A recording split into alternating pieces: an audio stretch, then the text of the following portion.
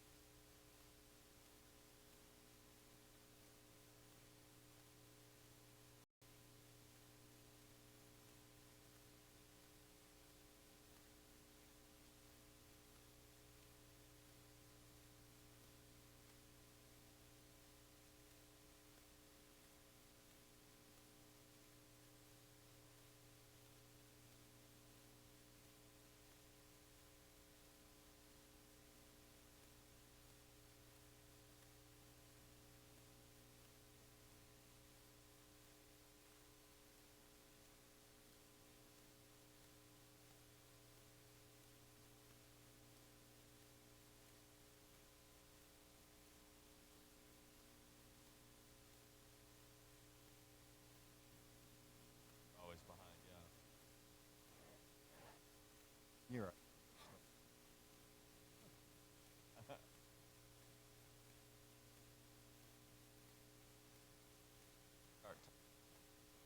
More.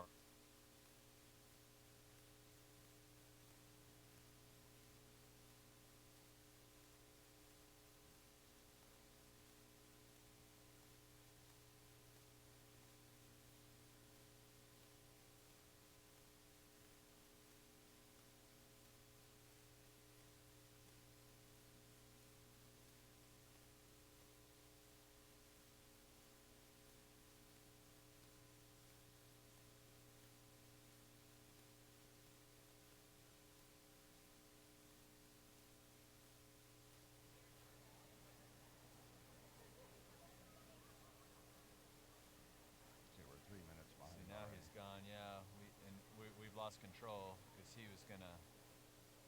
Oh, is he back there? We can get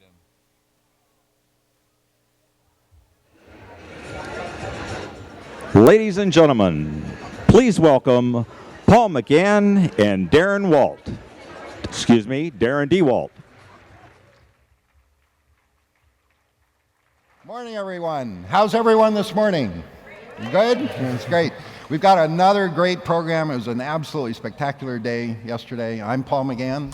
Good morning, and I'm Darren DeWalt. Let's roll that video, Frank.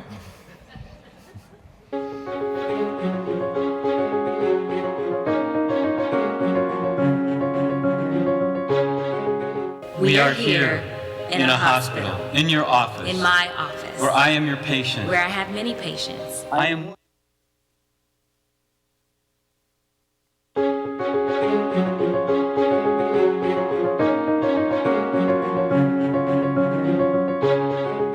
We are here in a hospital, in your office, in my office, where I am your patient. where I have many patients. I am more than my cells, more than my chart can tell.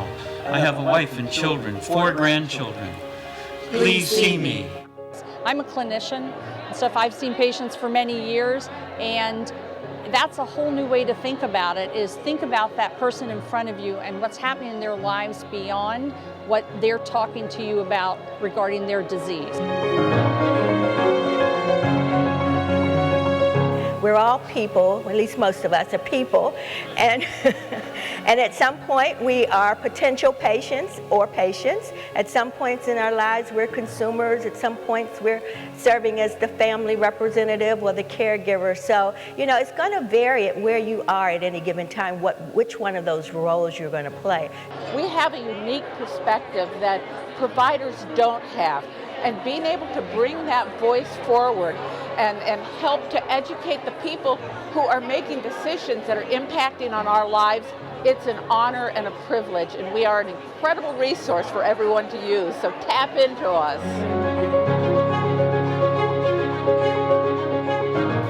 There's a risk involved in wanting to change the world. And I'm sure that's one of the things that all of us have to understand. But I also think it's about us, because we're going to be in that population one day too, and it's about our kids, and it's about keeping us healthy, because it can be challenging to stay healthy, and people sometimes, if you leave them up to their own devices, can find different paths. So we need to be able to rely on our healthcare system and make sure the patient's always at the forefront. What I really like about that video is it's titled "In It Together," and it feels like this whole meeting for the past 3 days has been about that. And I think yesterday we focused on patient engagement, and we're in it together with the patients. But the other common theme throughout this conference is that we're all in it together as collaborators. We have several networks here, and we've been talking about making offers and requests, and that's about being in it together. Yeah, I totally agree, Darren. And another word I'd use to describe yesterday that kind of sums up lots of things that happened actually well into the evening is the word humanity.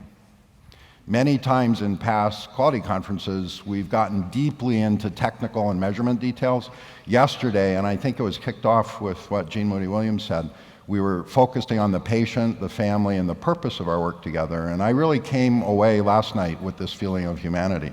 On the screen now, Darren, are the social media highlights. And I don't know if Jesse is with us this morning, but Jesse, you maxed out. You got the top honors. So. Well deserved. I thought that little clip on the video about if you want to change, it's going to be hard. I thought that was really right on target. I agree. The whole panel was excellent to get us started and to remind us of our focus on patients and families. So these are some other social media highlights. You see group pictures there in the upper left-hand corner. You'll see Barb and Bob Malizo, who've been with us right from the very beginning, and many, many other people and friends, too numerous to mention in the short time we have. But really, I felt really, really good after yesterday's session. There were a variety of sessions, and we did focus on patients and families, but you can see on this screen, and I forgot my glasses this morning, so I have to remember from last night, but we had sessions on lean that folks were very much engaged in, and sessions on transforming clinical practice, which was all about being in it together. And medication safety, as a geriatrician, that's one of my favorite topics, and there were several powerful sessions on that. So Darren, this is kind of getting more into the bureaucracy, but I thought it was important to show because the patient and family engagement is one of 15 affinity groups. I think it was one of the first one, and I believe it's the most powerful one.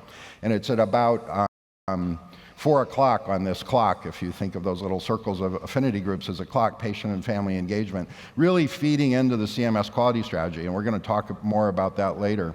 But Darren, would you agree? I think patient and family engagement really almost provides the foundational pillar for the person-centered focus of the quality strategy. I completely agree with you, Paul, and actually all of the other affinity groups need to rely upon patient and family engagement. I happen to be the champion of the Learning and Diffusion Affinity Group, but we can't do our work unless we continue to engage patients and families in everything that we do. So it really is central to our quality strategy.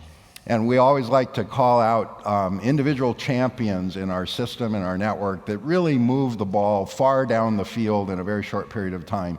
And one of those champions I've grown to know much better in her role as Deputy Director of QIIG is Janine Iwugo.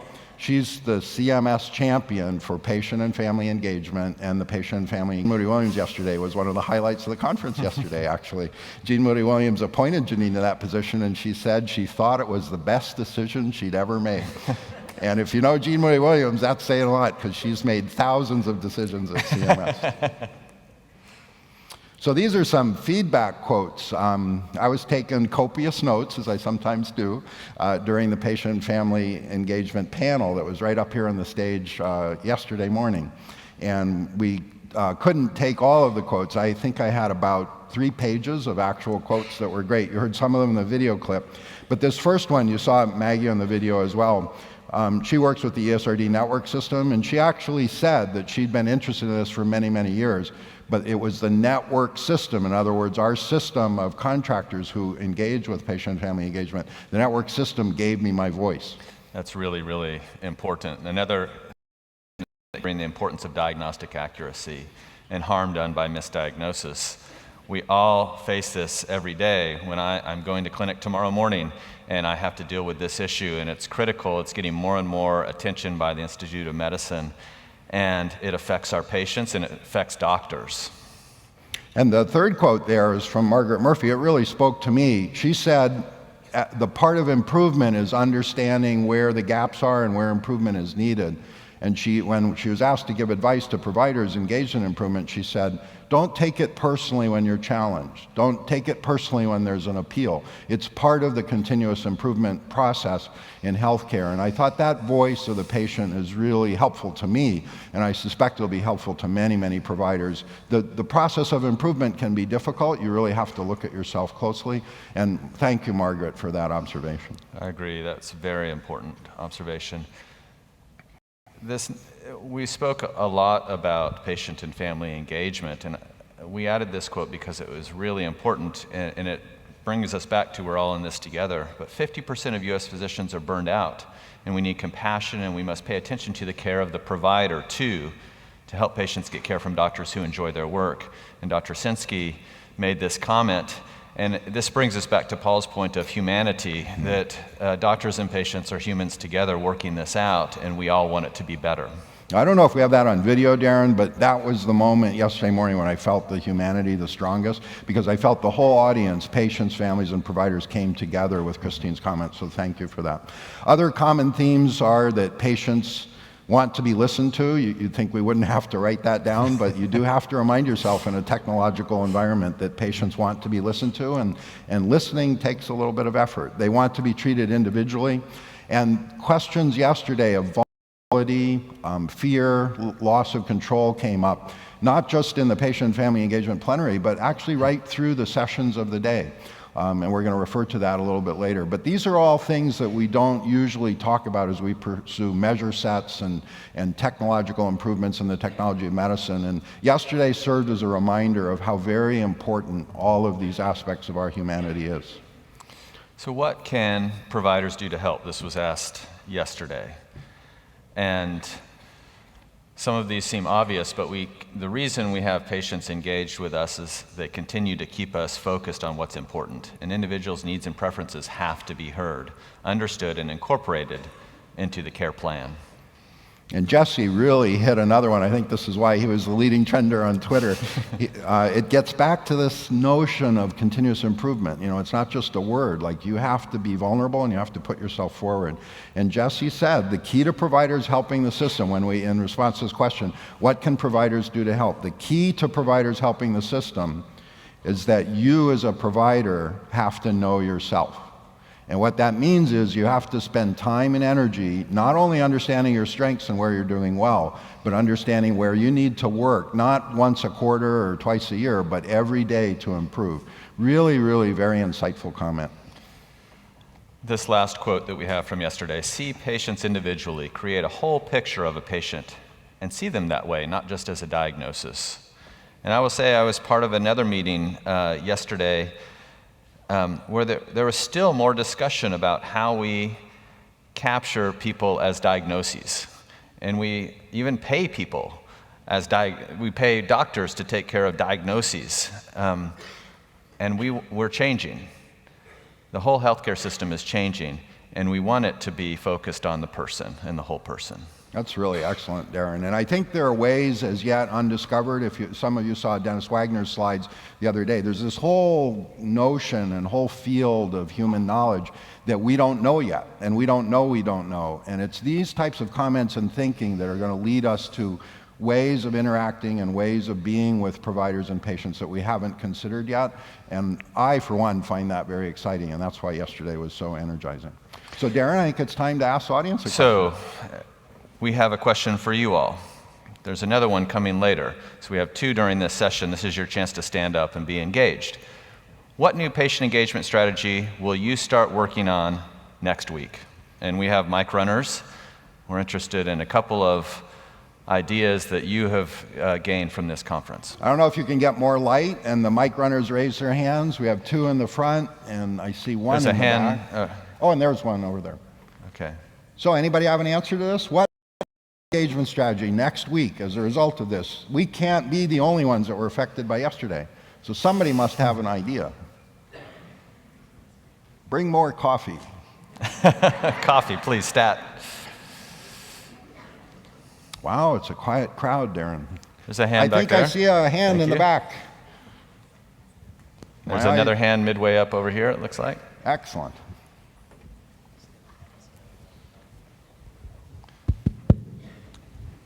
Jerry Reeves with Health Insight. We talked today among my staff about the need to reach out to people who are homebound and can't move from home in regards to their getting immunizations that are needed. And could we work with caregivers and caregiver associations who are helping those who are bound at home to access the immunizations and to take the care to them? And so we're working on a strategy in Nevada to see if we can tie the caregiver community with our immunization community to improve outcomes. Excellent. Excellent Thank you example. so much. That's Yes. really cool. There's another hand right here. And we have one right here too. Listen to a couple of more. It looks like Nancy. Is that you, Nancy? Hi, Nancy Sonnenfeld, CMS. So yesterday's presentations made me think that we need to rethink our strategy for measuring patient engagement in evaluating the QIO program. And I don't want to say more than that about the ideas running through my head because I don't know which ones are feasible yet, but I'm interested in looking there. Great. Thank you so Excellent. much, Nancy. Yeah. Nancy's one of our foremost evaluators at CMS. Great, good morning. Hi, Jean. Hi, good morning. I'm Jean Drummond with HCDI, the SAN. One of the really great things that I enjoyed was this concept of the iceberg and how really, what we see is just this little bit on top, but really that person, the patient, the family, their needs, their social, economic, all of their circumstances are under that iceberg. So how do we really, as we are recruiting doctors, how do we really help physicians look beyond that tip to really serve their patients and their families in a really powerful way? That was really exciting to me, that iceberg concept. Great. Thank you, Jean. Thank you, Jean. And I think that leads nicely, Darren, into the discussion of the quality strategy. I couldn't attend every session yesterday, but this was one of the ones I was so glad I was at. It was led by our new CCSQ director, Kate Goodrich, and Maria Durham from Quimvig and CCSQ. And it really reviewed where we were in our last 2 years' experience with the CMS quality strategy, which you see on the right side of this slide, the goals. But it was a fantastic session, Darren, and it had so much that was practical, and there were so many people in the room, they actually spilled out of 2 of the doors, so that it was packed, more than packed to capacity. It was actually spilling, and I had to listen from out in the hall. But I'm so glad I went. It was very exciting. And one of the most exciting things, Darren, is this notion that it wasn't just people and leaders at CMS talking about a strategy, but there was a recruitment, not only of speakers, but people from the audience who are using using the CMS quality strategy in their daily work. So let me get this right. We have the CMS quality strategy. And I wasn't at this session, Paul, you were there. But what you saw were other organizations tying their work and using the quality strategy in their work. Can you And tell there me were more about many, that? many of them, and I was out in the hall, so I couldn't take my usual notes, but I remember HSAG, Health Service Advisory Group, the QIO in Arizona and California. I remember Booz Allen Hamilton was there and presenting, and I think it was Georgetown University. Okay. And some faculty that were there. That was just to begin with, and then as so often happens, they modeled and catalyzed many people from the audience that just spontaneously raised their hands. It was really quite special. I think that really helps us as CMS because we can continue to think about and update our quality strategy. And when other folks are using it and then telling us this is what works and this is what doesn't and how we can align, that allows CMS to advance our quality strategy so that we're all together. And that's when you know your documents are really working, if people bring them forward and say we're using them every day in the work that we do. So Darren, here's some other accomplishments. You want to review those real quickly? Yeah, so first, Jade Perdue led a session yesterday, the inaugural session of the Executive Leadership Council for the Strategic Innovation Engine, a new program that she's launching, which includes Don Berwick, Lucy Savitz, Eugene Litvak, Carissa Lynn, and others. I just wanted to interrupt, Darren. First of all, I apologize to Teresa. I heard early this morning that I left an R out of your name, so I apologize for that.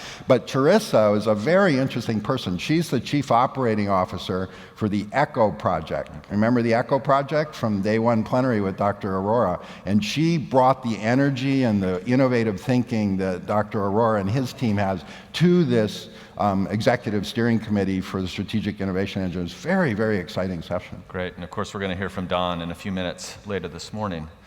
The Use Wisely project had a large session yesterday, and this is a project engaged in reducing medication adverse events and collaboration between Quinn QIOs and patients. This is another opportunity, a national campaign for all of us to get involved in.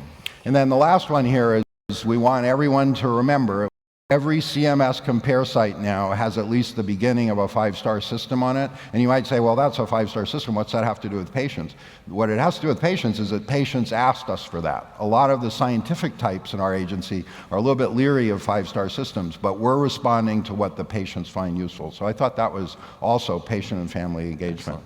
So this is the TCPI summary, and we're running out of time, so we're going to go fast. But I was at this in the evening last night. It went into the evening where all of the new HENs, all of the Quinn, not all, but many of the Quinn QIOs, a lot of the PTNs and SANs all got together to explore powerful speech acts to define their future and their intention to collaborate, which is something that was a theme yesterday.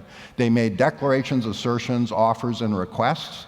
And remember, Dennis Wagner called for these offers and requests, and some of the ones that came out, Darren, were just spectacular. That's fantastic, We've Paul. got some of them summarized here, and I don't think you heard them, Darren, and I actually had to get help to remember some of these. But I'll just give you 2 quick ones. The people at the University of Washington, HEN, offered to help CMS develop a better quality practice assessment tool for the TCPI project, especially as it relates to specialists. And the minute they did that in front of an audience this big, we got 5 more PTNs and SANs coming up that are listed here, the American College of Emergency Physicians, American College of Radiologists, and PTNs in Colorado, Maine, and Massachusetts that also agreed to help. You know, that's really important. This is exactly how TCPI needs to work, right? And all of our other networks. Sometimes it feels like we're at CMS trying to do this work and we're coming out with products like this practice assessment. And it's not going to be right. That's right. It's not going to be perfect when we put it out. And so we need partners to come together with us and make it better. And just as you say that, Darren, I'm reminded, remember what Jesse said. In order to improve, you have to know yourself and know when things aren't right and admit it, and that makes you a little vulnerable. This was an episode of vulnerability for CMS now, and I'm proud that we were able to rise to the occasion. The second offer is another force multiplier, the University of Indiana Great Lakes PTN that covers Indiana, Illinois, and Michigan.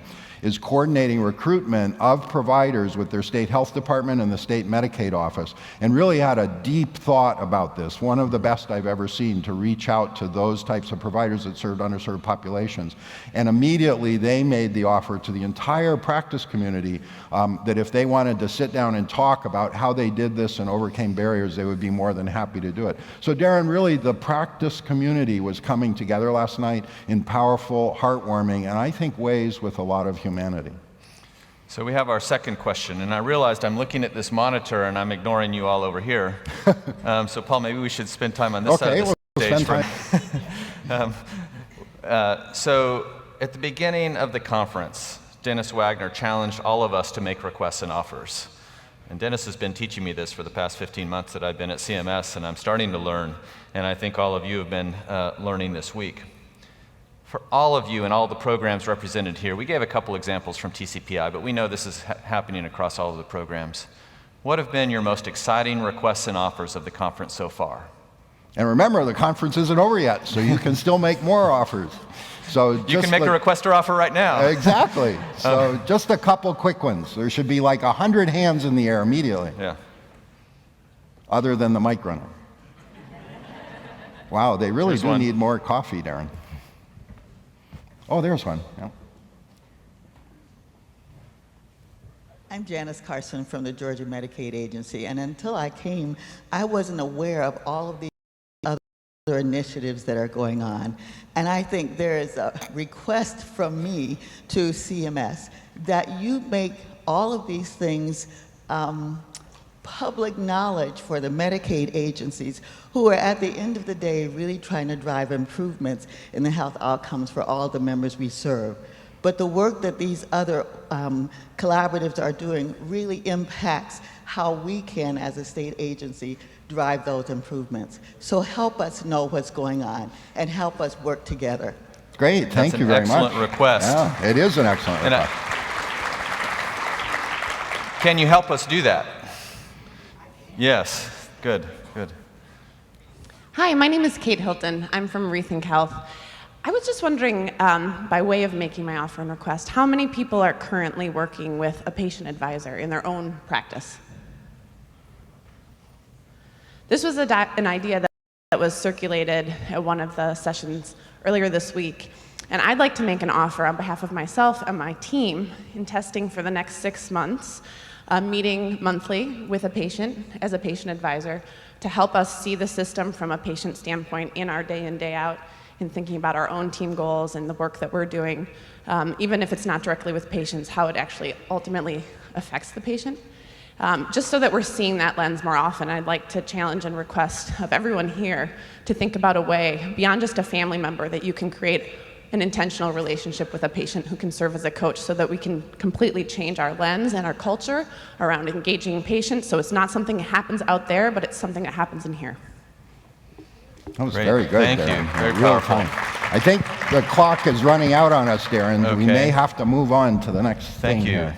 So Okay. we're going to close up with leaving in action and a person-centered focus. So we're asking you now, this is our request of you, is participate and use wisely, or one of its analogies for improving medication safety. Largest cause of harm in America is adverse drug events, so please pay attention to that.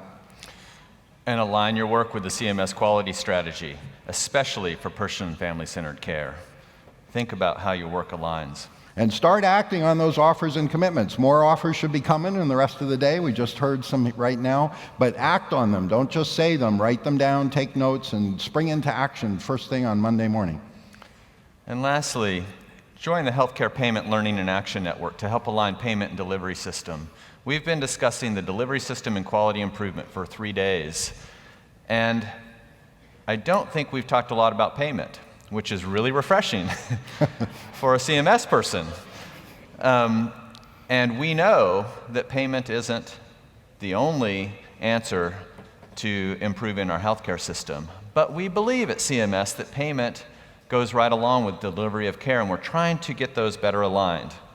We haven't spoken very much about this network during this conference, but now I'm inviting you to become involved. The website is at the bottom of this slide where you can join the network and be engaged in this dialogue. The Payment Learning and Action Network is accelerating the pace of implementation of alternative payment models. And we're working together, public and private sectors, to get more alignment around these models so that the delivery system knows what's coming at them. So they know we're going to operate in an ACO, we're going to be a medical home, and our payment is going to be aligned with the way that we want to deliver care. The way this network works is for you to lend your voice. If you've been part of the network, we had a product come out last month on categorizing alternative payment models, and we have work groups up and running now, coming up with ideas and designs of alternative payment models that can better align payment with all of the work that you are doing in trying to improve the care in our delivery system. And this is helping us move toward the Secretary's goals of getting 30% of payment in alternative payment models by 2016 and 50% by 2018. We think at CMS that moving payment along at the same time that we're moving the quality agenda along is critical. We have to do it together. Neither will work alone. That's really exciting, Darren. And this ability to blend, yeah, give them a hand, that's great. This ability to blend what patients need, our humanity, with the technical requirements to run a big payment system, I think is one of the hardest things that I've ever seen people work together. But with your help and with Darren's expertise and this network coming together, I'm absolutely sure over the next 3 to 4 years we can make amazing progress. So Darren, we want to tell everyone here that the conference isn't over. It's only 66% over. You got this whole day in front of you. And there's lots of attractions coming up, so don't waste this last 30%. In a minute, we're going to introduce Dr. Ling, who's going to introduce one of the smartest people I know, David Blumenthal. I've heard several of his lectures at Quality Conference already, and it's absolutely spectacular. For anyone in this audience that likes to think deeply, stay and listen to David Blumenthal. And of course, later today and this morning, Kate Goodrich is going to introduce Don Berwick, and we have an extra special example of innovative thinking that's accompanying Don Berwick's presentation, so I'll let Kate Goodrich explain to you how that's going to work. Anything else, Darren? This is going to be a fantastic day. Remember to continue to make those requests and offers.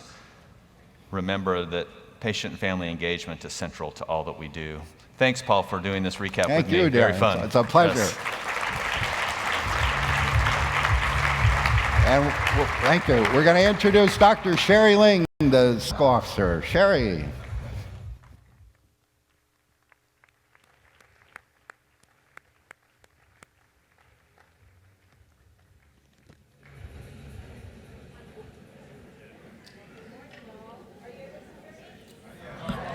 Okay, well, good morning, all. Thank you for being here with us today for this third and final day. I do have to say that this has been an amazing and awe-inspiring experience for me. And as a geriatrician, I need to thank you. Thank you for all that you do in the care and keeping of our most vulnerable beneficiaries. So I want you to give yourselves a little round of applause for all that you do. So thank you very much.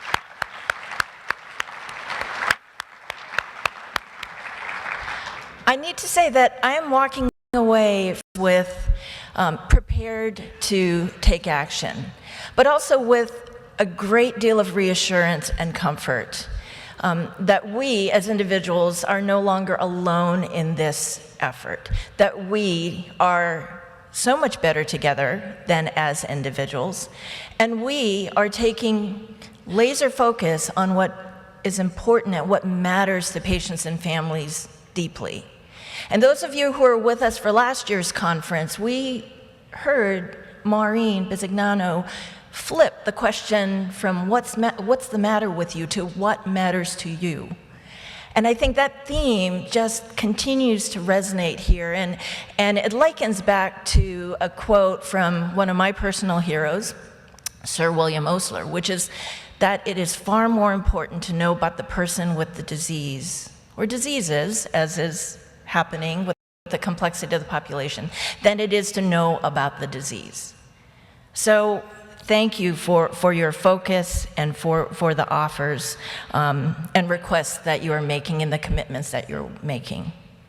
Now, some of the colleagues that we have who have traveled a great way to be with us today and who are the greater part of we, I want to just take a moment to recognize them for all that they do. And I need to read the title of where they organizationally belong, because Lisa, I always get this wrong. Consortium for Quality Improvement and Survey and Certification Operations. So, please stand and be recognized. Renard Murray, Acting Consortium Administrator. Lisa McAdams, Deputy Regional Administrator, Dr. Lisa McAdams, and our Associate Regional Administrators who are here, Dr. Crystal Russell, Dr. Annette Kuzmal, and Shane Ilias. Please stand and be recognized. Thank you for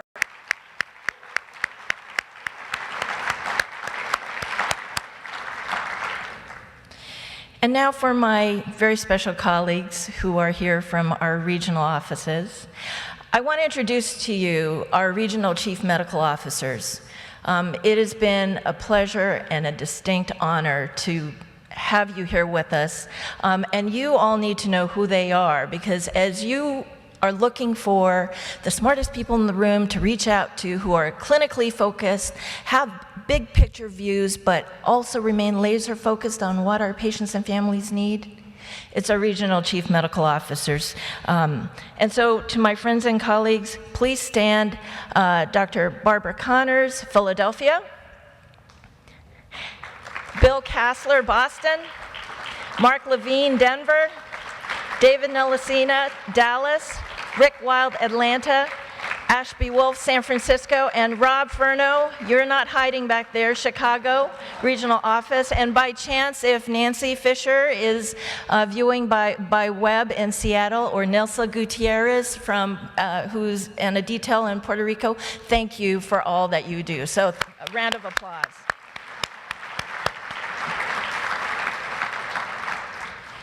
So over the past 3 days, we've really been preparing for action through our partnerships. We are becoming force multipliers. We're making those 20,000 commitments that Dennis mentioned. We are preparing to take action, action that is impactful. Now, the title of this plenary session is Achieving and Attributing Results. And as you hear from our plenary speaker, I'd like you all to ponder questions. So how do we measure impact, achievement, attainment of those results that we desire? And how do we prove to be true that which we deeply believe to be true amidst increasing complexity of the health ecosystem, all the while being prepared to accept that the alternative hypothesis is true? This, in fact, is quite challenging. And there is no one better, really, who can begin to take us through how we address these challenges than Dr. David Blumenthal. So Dr. Blumenthal is a multifaceted talent extraordinaire, and his contributions to what we know about our health system are immense and really immeasurable. And not just the health system as we know it, but what we need to strive to. So just to mention a few of his accomplishments, and there are many more. He's currently the president and CEO of the Commonwealth Fund, a national philanthropy engaged in independent research on health and social policy issues, and also professor of medicine at Harvard Medical School. He previously served as the Chief Health Information and Innovation Officer at Partners Healthcare System in Boston, and from 2009 to 2011 served as the National Coordinator for Health Information Technology. And his work really laid the foundation of the critical infrastructure that we are building a learning health system on. Previously, Dr. Blumenthal was a practicing primary care physician and director of the Institute for Health Policy and also professor Professor of Medicine and Health Policy at the Massachusetts General Hospital, Partners Healthcare System, and Harvard Medical School. And he has authored more than 250 scholarly publications and books, some of the titles including The Heart of Power, Health and Politics in the Oval Office. Intriguing, isn't that title? He is a member of the Institute of Medicine and serves on editorial boards of the New England Journal of Medicine and the Journal of Delivery Science and Innovation. So please join me in welcoming Dr. Blumenthal.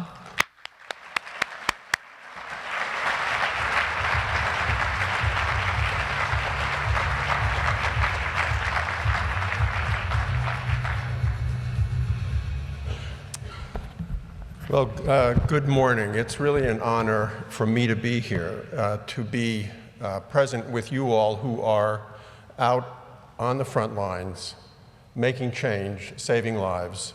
When I first heard about the results of the hospital-acquired condition reductions that were announced a year or two ago and then reconfirmed this week, I thought about those as a clinician. I thought about those as patients that I have known who have suffered from the conditions that you all are involved in preventing. That had such an intense personal meaning for me that I can only express my gratitude and admiration for what you're doing. At the same time, I've been tasked with asking the tough question of how you decide when you're succeeding, what level of confidence is required for you to reach a conclusion that, yes, we're winning this battle, and how do you decide when to go on or when to stop? So let me start with the first slide that I think provides some context. If I get there we go. So, what is this about? This slide is about gross domestic products of the largest countries in the world. And if you look at the upper right-hand side, you'll see the United States. We are the wealthiest country in the world. And then you go down on the right, you see China, and then Japan, and then Germany, and then you go up to the left, and what do you see? You see another image of that is the United States healthcare system. The United States healthcare system has, if it were a country, if we separated it out and floated it out into the North Atlantic on an island, would have the 5th largest gross domestic product in the world. When we set out to make fundamental reform in a system of this size, we are taking on a huge task. This is an enterprise that is larger than the entire economy of France or the United Kingdom. Trying to reform it is like trying to reform the economy of a large Western European country.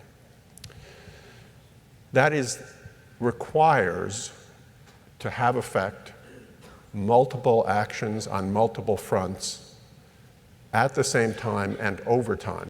There is no other way to create change, to be effective. Now that is an important prescription for action. It's an important thing to understand if you are interested in change, positive change. And in fact, the Affordable Care Act anticipated that, I'm not sure by plan, but anticipated that by filling the toolbox of health system reform opportunities full to overflowing. And a lot of these labels are familiar to you, of course. On the upper right-hand side there, reduced payments for avoidable complications. I'm sure you've been talking about that. Though I understand you've not been talking about payment, so maybe you haven't been talking about that. Bundle payments, value-based purchasing, accountable care organization, hospital inpatient quality reporting, medical homes, physician quality reporting, the Medicare Advantage plan bonuses. I threw in meaningful use there because even though it's not part of the Affordable Care Act, it was part of the planning for the Affordable Care Act. So These are incredibly important tools. They are a challenge and an opportunity. They were and are a challenge to take advantage of effectively and to implement simultaneously and sequentially.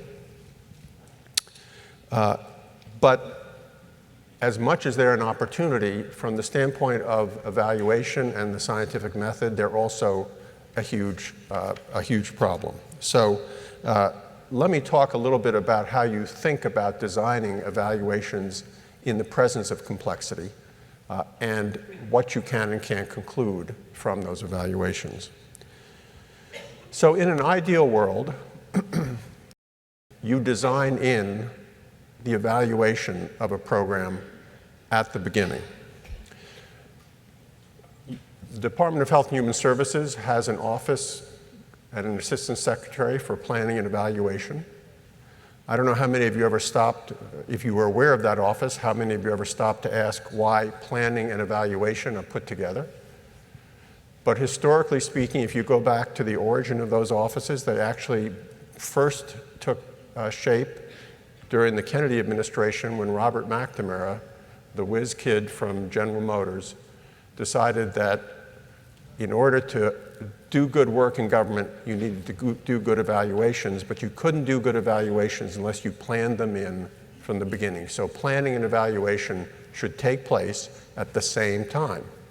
You should design in measurement and evaluation so you knew how to be successful, knew whether you were successful and knew how to improve. It is actually, I think, from a standpoint of good government and good governance and good program management, and this is true, by the way, I think of the private sector as well as the public sector, to design in learning into your efforts to make change. So how do you do that? Well, there are a number of ways that are standard, and some of them are actually in process as part of the Affordable Care Act, and some of them have been demonstrated successfully in the past through CMS programs. One way to do it is to have a phased implementation. You can't do everything at once. That's part of the reality of many program implementations. So you implement in a phased fashion, and the places where you implement and the places where you don't implement become intervention and control groups. And that's a fairly standard way of doing evaluation. It's not perfect, but it's better than not having a control of the type that that creates. Another way to do it is to actually create concurrent controls for your evaluations, for your intervention sites. So the Accountable Care Organization program actually does that in a reasonably well-planned way. Not perfect, but reasonably well, using comparison groups of Medicare beneficiaries who are not in accountable care organizations.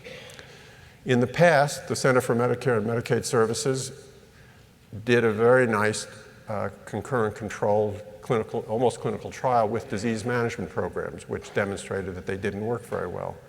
And the Center for Medicare and Medicaid Services has done phased or controlled implementation of new clinical techniques by making participation in clinical trials a condition for reimbursement for new services. So these are all actually ongoing or previously successful efforts to design in and plan in evaluation. That's really the ideal way to go about this. Sometimes that doesn't happen. Sometimes it's too complicated. Sometimes there's no money to actually do the evaluations. It's not an unusual set of circumstances. And then you are confronted with this circumstance. Which part of the automobile makes it possible for it to move forward? Is it the left front wheel? The right rear wheel? Is it the battery? Is it the spark plugs? How do we take this phenomenon of automobile apart and attribute its success to that part? And even more challenging, how do you do it when you can't put it in the shop? When you have to make those assessments in flight? At least you can get out of the automobile, put it in the shop, take it apart, look for, if there's a failure, look for a failing part. But if you're flying this airplane, if you're taking care of 40 million Medicare beneficiaries, you cannot stop the airplane, you cannot stop the machine and take it into the shop and examine its parts. You have to make the best attributions you can make in a very complex and almost inherently unscientific circumstance. So, what are some second best approaches? And that's the circumstance that we often find ourselves in doing government program evaluation, or doing evaluations in the private sector as well, because obviously private sector organizations, to be successful, are constantly innovating, and they rarely have the skills or the presence of mind sometimes to design in evaluation. So some second best approaches are qualitative evaluations, where you look for intuitive or narrative stories that confirm or refute your hypotheses about causal links. So if you're involved in implementing central line associated bloodstream infection reduction programs, they've been proven in clinical trials or careful studies to work, but we don't know if they work as implemented throughout the United States. You look to see whether they've actually taken place, whether they're actually in process. Because if they're not being implemented, if the nurses and the physicians are not actually doing the protocols, then you can't attribute the change to those interventions. So storytelling, qualitative evaluation, storytelling is a little bit undermining of the idea, but systematic efforts to document process change becomes part of the evaluation and a second best strategy.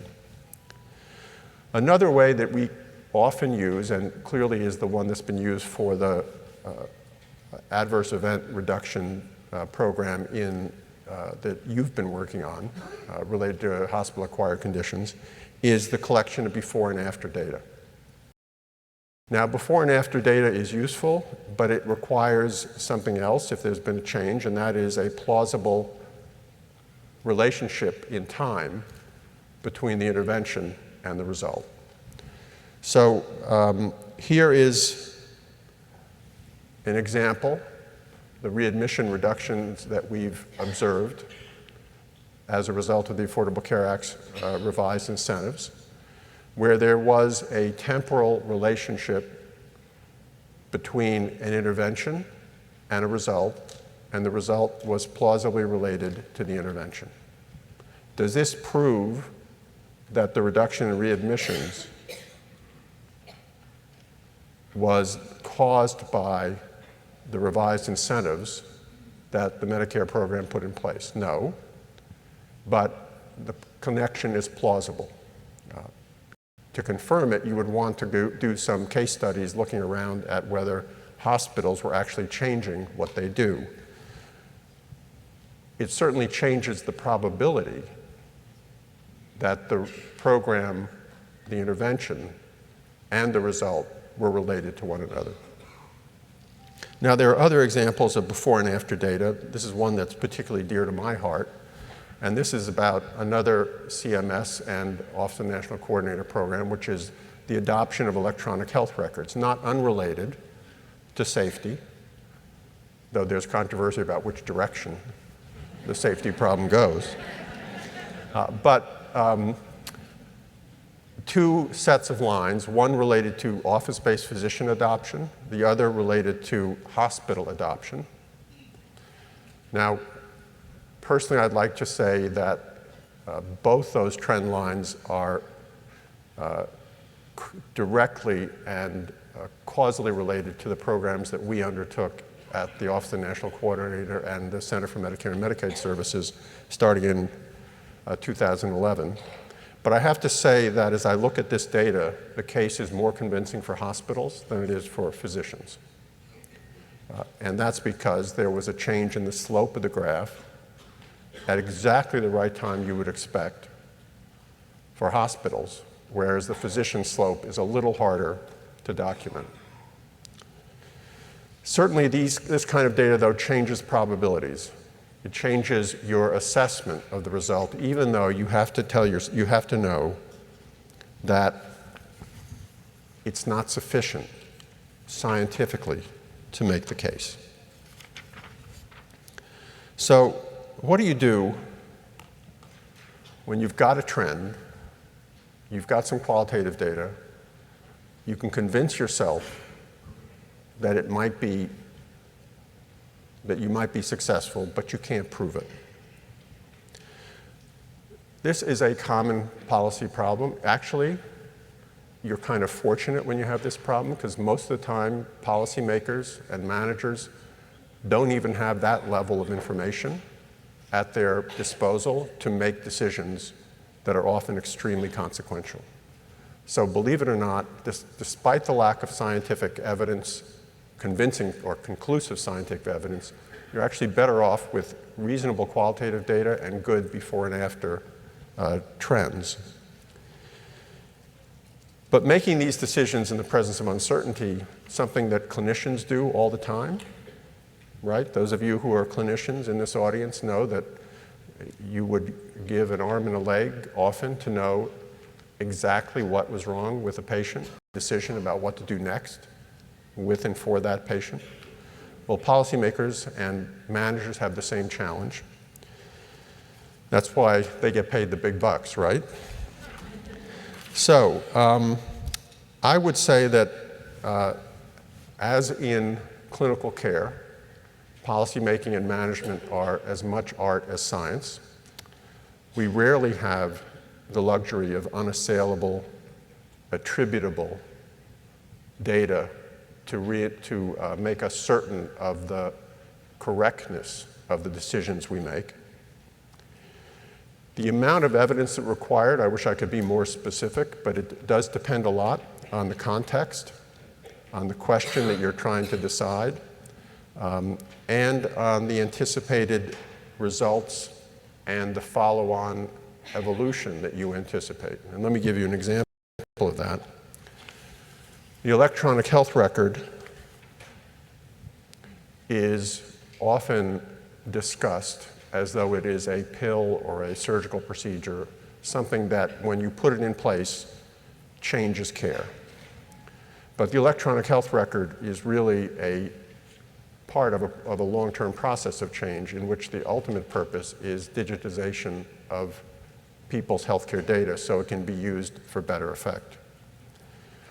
So if you see that as the long-term goal, you may be able to tolerate a lack of result in the short term with the hope and the expectation that ultimately the digitization of that data is going to have knock-on secondary effects that are not present immediately. So time is another factor in the calculation. So aside from looking at the before and after data, collecting qualitative data, looking at it carefully, looking at it skeptically, what's your responsibility as you plan and move on in flight, trying to understand what the right decision is to make? Well, the first thing you should do is continue to learn. Continue to build in opportunities for learning. Referring back again to the meaningful use activity and the meaningful use program, there was a reason that meaningful use had stages, and that was in large part to give opportunities for learning as the meaningful use program evolved, so that you wouldn't have to make one big bet, you could make multiple bets along the way and incorporate whatever data, imperfect as it might be, one had along the way. That is continuing of policymakers as they make decisions, and that is to ask themselves, as I make this decision, how do I plan in learning, evaluation, design in opportunities for improvement? The second thing I think that's useful at this point in this program, or this set of programs, is to realize that the occurrence of experience and the availability of information, even imperfect information, changes probabilities around success or failure, and also changes the burden of proof. When you're starting something fresh, you often have the burden of proving that it's going to work, at least making a strong case that it's going to work. When you're deciding whether to continue something and there's good evidence of success, in some sense the burden of proof shifts to critics to prove that the program shouldn't be continued, especially when there's dramatic success, and especially when the success involves saved human lives. The counterfactual is to say to yourself, if you stop this program and the positive trends reverse, and the number of falls that patients experience, or the number of central line-associated bloodstream infections that they experience, or the number of pressure ulcers they experience goes back up, who bears the burden of that accountability? If you have a program that's failing, it's a lot easier to decide to stop it, because if the failure continues, it's obviously not attributable to the program, and it's also harder to make the case that the program was successful. So there's, I guess from the standpoint of the real world, the programs that have been launched to improve the safety of America's hospitalized patients have, in a sense, shifted the burden of proof away from those programs onto critics. But responsible management, responsible policymaking still requires that those of you who are implementing it, and those of us and those of you who are on policy-making positions, continue to ask skeptical questions and continue to build in opportunities to learn and continue to improve the information, however imperfect it will be, that you have to make the case for success or failure. Now I'm going to make one other point to those of you on the front line. I actually began my career in management, a parallel career to my academic career, as a senior vice president at Brigham Women's Hospital in Boston. And I was responsible for implementing quality programs. This is almost 30 years ago. I knew Don Berwick, and I actually ran into Don within days of his taking his first Deming seminar. So I was sort of present at the creation. And I thought that anything that excited Don as much as he was excited was something I wanted to learn more about. So I ran a whole bunch of QI programs as part of, and I actually facilitated QI programs at Brigham Women's Hospital, in the pharmacy and elsewhere, to try to reduce adverse drug events and do the kinds of things that I think you're doing. And I learned that there is no database. There is no database that is perfectly designed for whatever QI project you're doing, because every problem that prevents optimal quality is a local problem. Sometimes it's generalizable, but often it is specific to the processes in your organizations that are failing. And the data that you need is data about those processes. And the data that you need is the data that's necessary to experiment with improving those processes. The data that you collect when you change what you're doing, study the effects of the change, draw conclusions about whether it's having the desired effect or not, improve it, and try again.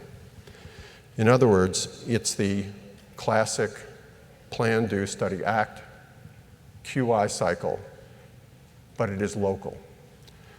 It requires that you and your colleagues have the skills to measure, and to understand processes and outcomes, and to implement a version of the scientific method in your workplace.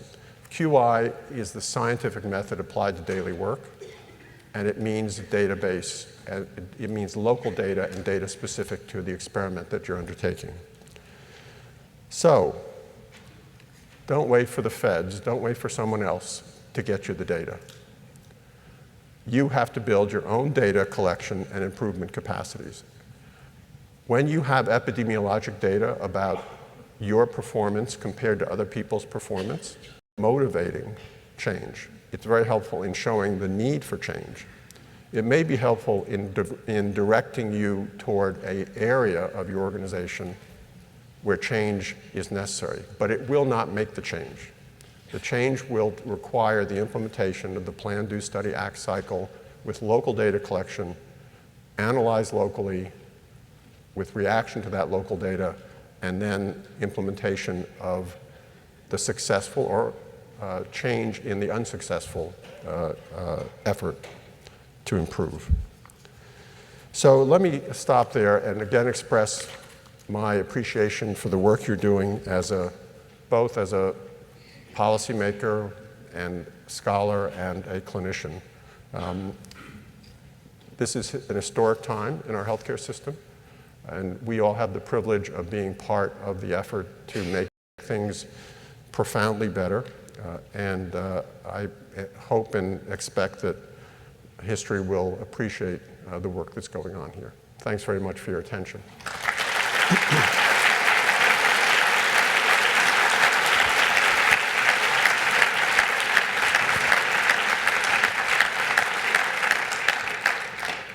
So I don't know where we are with time, Sherry? Okay. Well, I'm happy to take a question or two if anybody has one.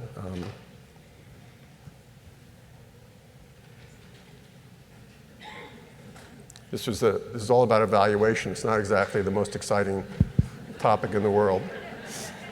Yeah, I had a question for you about when you're trying to do something that's large-scale dissemination or gigantic scale dissemination, like the things you're commenting on, at the very design stage, it becomes obvious that there's a fundamental trade-off between the scope of the project and the cleanliness of kind of your plan for tracking the results.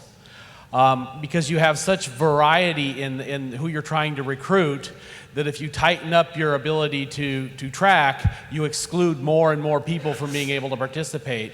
And I think that making that fundamental trade-off to say you want to go big and how much do you give up in order to get as many people involved as possible, I think is an interesting challenge we have, that the desire to have clean data then makes the scope of the project smaller and smaller and its impact less and less.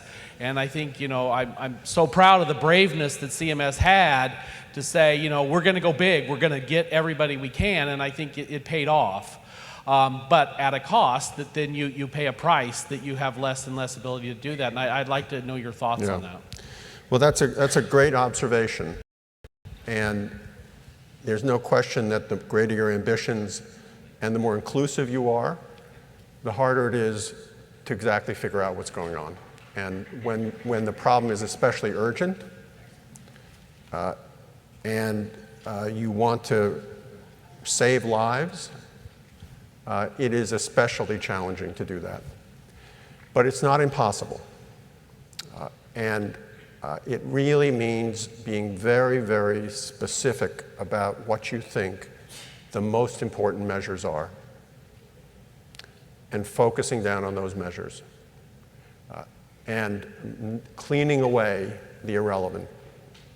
Because if you're doing a very big project with broad scope, it's very expensive to collect data, and to collect lots of data is more expensive than to collect small amounts of data.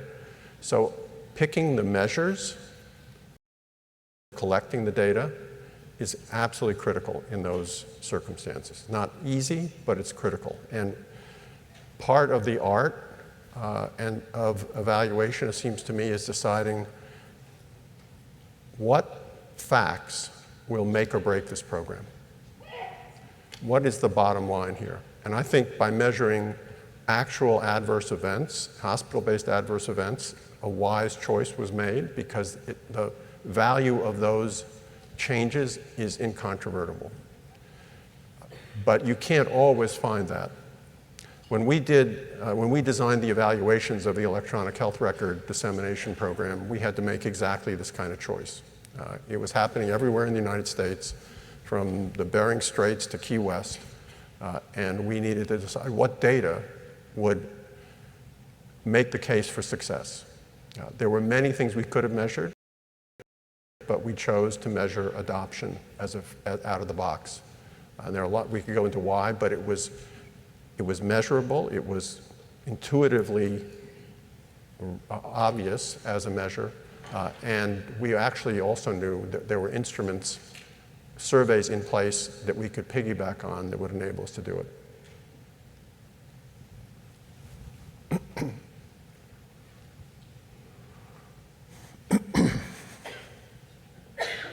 Hello? I have a question over here. I have a question over here. Choosing At the back. is very hard. Oh. At the back, to your left. Hi. David. Hi, David. Lou Diamond. So thank you very much for this very practical approach that you've given us. And without putting words in your mouth, you essentially land on the before-after approach, which is actually doable in, if you will, in practice in the quality improvement world, both large scale and small scale. And as you know, there are others who would want to impose upon quality improvement projects much more complex evaluation programs and ask the quality improvement enterprise to kind of conduct those. So I really find your approach very helpful, and hopefully we can use that on an ongoing basis. Could I just ask you to comment on, maybe you can comment on that if I'm not putting words in your mouth, but also comment on, you started off with a controlled trial construct. And some of us would offer us some concern about using control groups to the extent that that pushes us in potentially from a quality improvement project to a research project. And could you make a comment about that second comment as well? Sure. So I want to re-emphasize landed on before and after data. It wasn't the only thing I mentioned, and it wasn't the first choice, but it is a practical approach that we often use. It's not as easy as it looks because someone has to think of collecting the before data. And you'd be amazed how often that before data doesn't exist. So part of good evaluations means planning in the baseline information collection, which costs more money than just collecting data after you start the intervention. So it's not as intuitively obvious as and as simple as it might seem. In terms of control groups, there's nothing about having a control group that makes something research. It just makes something measurable. And if you go to the trouble of publishing it, well, maybe it becomes real research. But if your goal is simply, for example, in the Medicare program, when the decision was made, I believe it was with lung transplants, if my memory serves me right, to basically say, we'll pay for this if you let us study whether it was successful or not. I think of that as good management, not as research. It's learning through action and putting in place the conditions for learning, effective learning. And the scientific method is really the basis for so much of our progress, and clinicians depend on it to have confidence in their recommendations to patients. And I think to the extent possible, managers, public and private, should use it as well. The fact of the matter is that life doesn't often conspire to make that possible. And in that circumstance, we have to rely on other things. Yes? Dr. Blumenthal, it's nice to see you again. I was one of the original class of state health IT coordinators in 2009, 2010. And in that role, of course, our tasks were to not only help advance the Meaningful Use in EHR adoption program and look at the adoption as one criteria of evaluation, but also to look at the exchange of records electronically. And that continues to be a challenge now. And as a consultant in the field now working to help organizations and states think about how to advance health information exchange, and really the only reason to do that is for effective transitions of care, for better care. How would you suggest evaluating the number of records that are exchanged beyond the Meaningful Use program? Because I think that the limitations there have been really challenging. So the measurement of exchange. So I haven't given a huge amount of thought to that, but it's a very important question. There are actually studies that are ongoing and have been published, and others that are in review that do measure exchange, and they actually show quite a lot of progress, unappreciated, underappreciated progress. And they measure things like the actual exchange of patient summaries or drug lists or other discrete pieces of information between unrelated organizations and you can do that with the same or different. So I do think it's measurable. I do think there's been progress. It's nowhere near what we want, and it's not going to be what we want for a long time because our expectations will constantly exceed our abilities. That's the nature of technology. And I'm being yanked off the stage here. So good luck to all of you.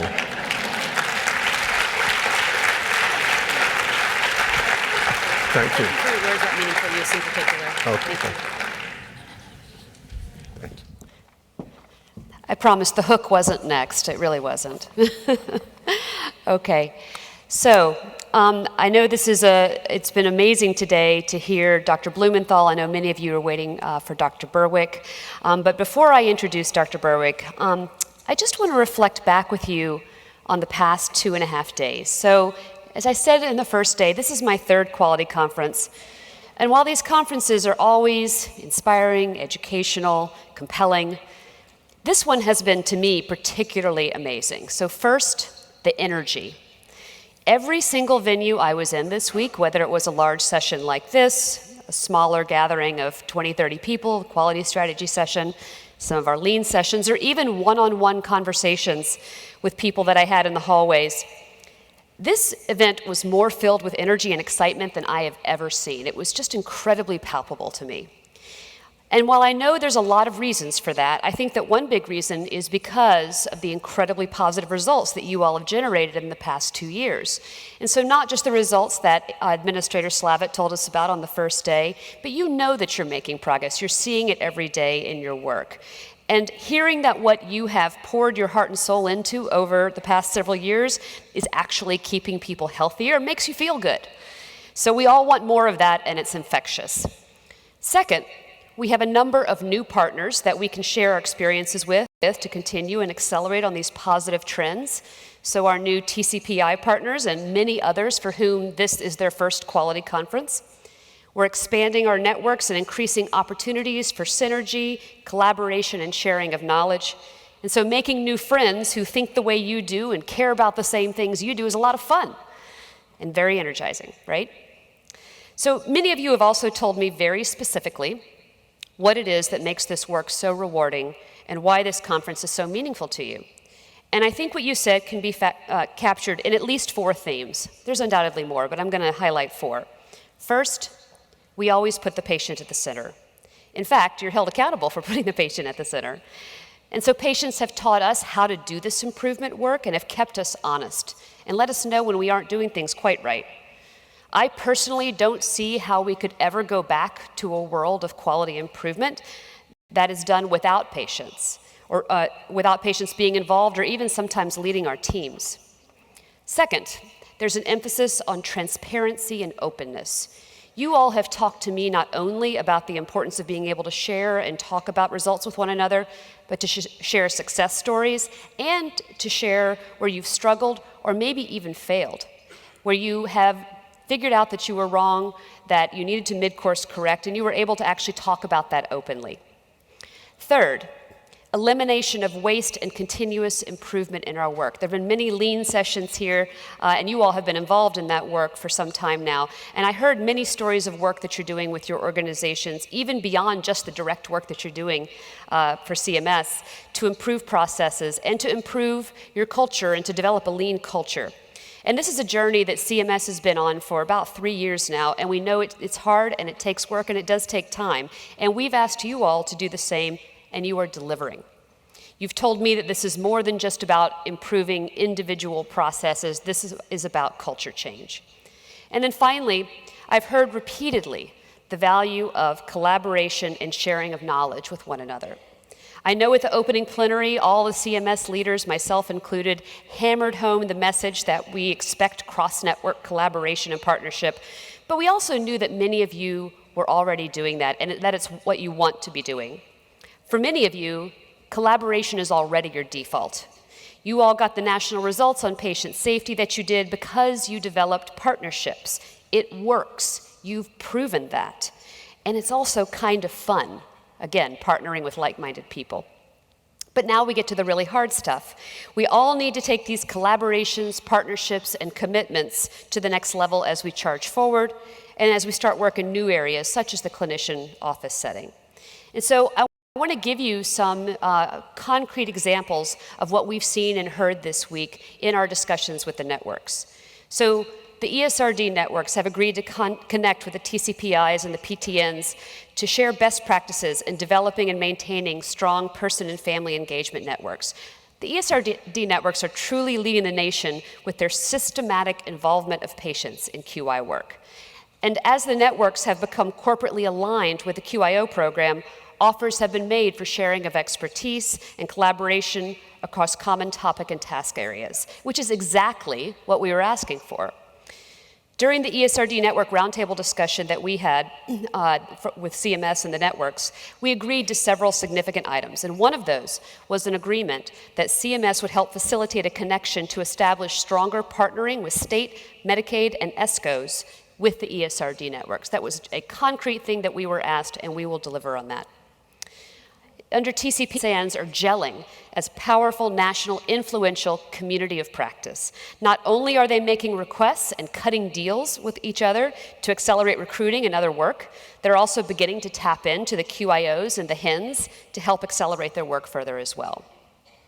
So an example here of rapid cycle continuous improvement, the PTNs and SANs have identified the need to rapidly iterate and further evolve the initial draft of the assessment tools that will be used to track the progress of primary care and specialty clinicians and practices.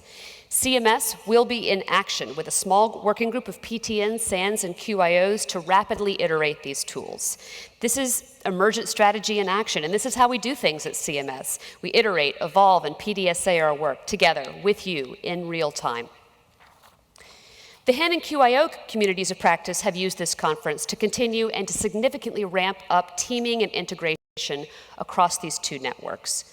Many plenaries and other sessions featured strong existing partnerships and results in Minnesota, Florida, Michigan, Nevada, and other places as a deliberate and intentional effort to do more of what's working well. So also many thanks to our contractors for their commitment to aligning efforts and working to avoid any potential duplication of effort while exploring ways that we can leverage each other's strengths. And I challenge these two networks, the QIOs and HINs, to continue to ramp up integration of your work. That's so important.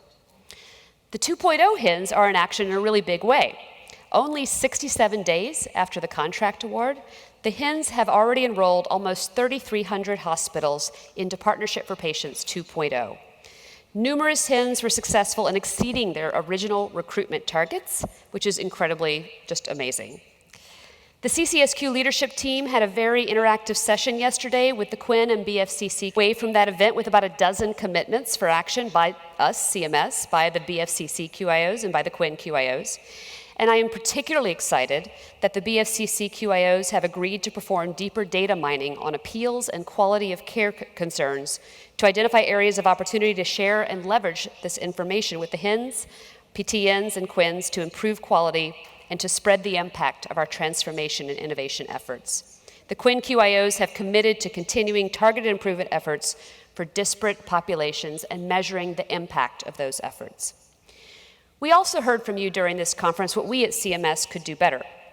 So you told us a few things. You told us you need more data more often from CMS, although Dr. Blumenthal just said that you shouldn't wait for us. You should generate data on your own. So we might be off the hook. No, we're not off the hook. But we did hear you on that. You would like to find a streamlined, standardized way for you your deliverables. You suggested some potential improvements to the contracting process. You said that we could make it easier for you to know who the right person in CMS is to answer your questions, and that we could help facilitate making some of the connections that you want to make. And again, a great example of that is connection between the ESCOs and the ESRD networks. And we've heard you. We've listened carefully, and I know many of us took copious notes, not just Dr. McGann. We took many, many notes. And my commitment to you is that we will personally follow up on all of your suggestions and begin work as soon as we get back to central office and our regional offices to begin work on these suggestions. So I just want to thank you for all of your ongoing, relentless commitment to patients and families. It has been an unbelievable privilege for me to spend these last few days with you. Hearing your stories, seeing your results has been incredibly inspiring. And I thank you for making the trip to Baltimore to be here with us. So now, I would like to introduce our final plenary session speaker, Dr. Don Berwick. One note, following Dr. Berwick's talk, we'll have some very short final remarks, so please stick around for just a few more minutes. I promise you won't want to miss it. I will say that unfortunately, Dr. Berwick is not able to be. So at 6:30 this morning, I got an email from Dr. McGann telling me that Dr. Berwick wasn't going to be able to be here in person. And by 7:30, the solution was at hand for how we were going to deal with this so that you could still hear Dr. Berwick. So Dr. Berwick is going to be with us on Skype. Paul always asks, what is good about this bad situation? And I think that this demonstrates our ability to rapidly respond to change in order to get you the results that you want, which is to hear Dr. Berwick speak. So I'm not going to enumerate all of Dr. Berwick's accomplishments, but I will note that he is a PD of Harvard Medical School and Harvard School of Public Health.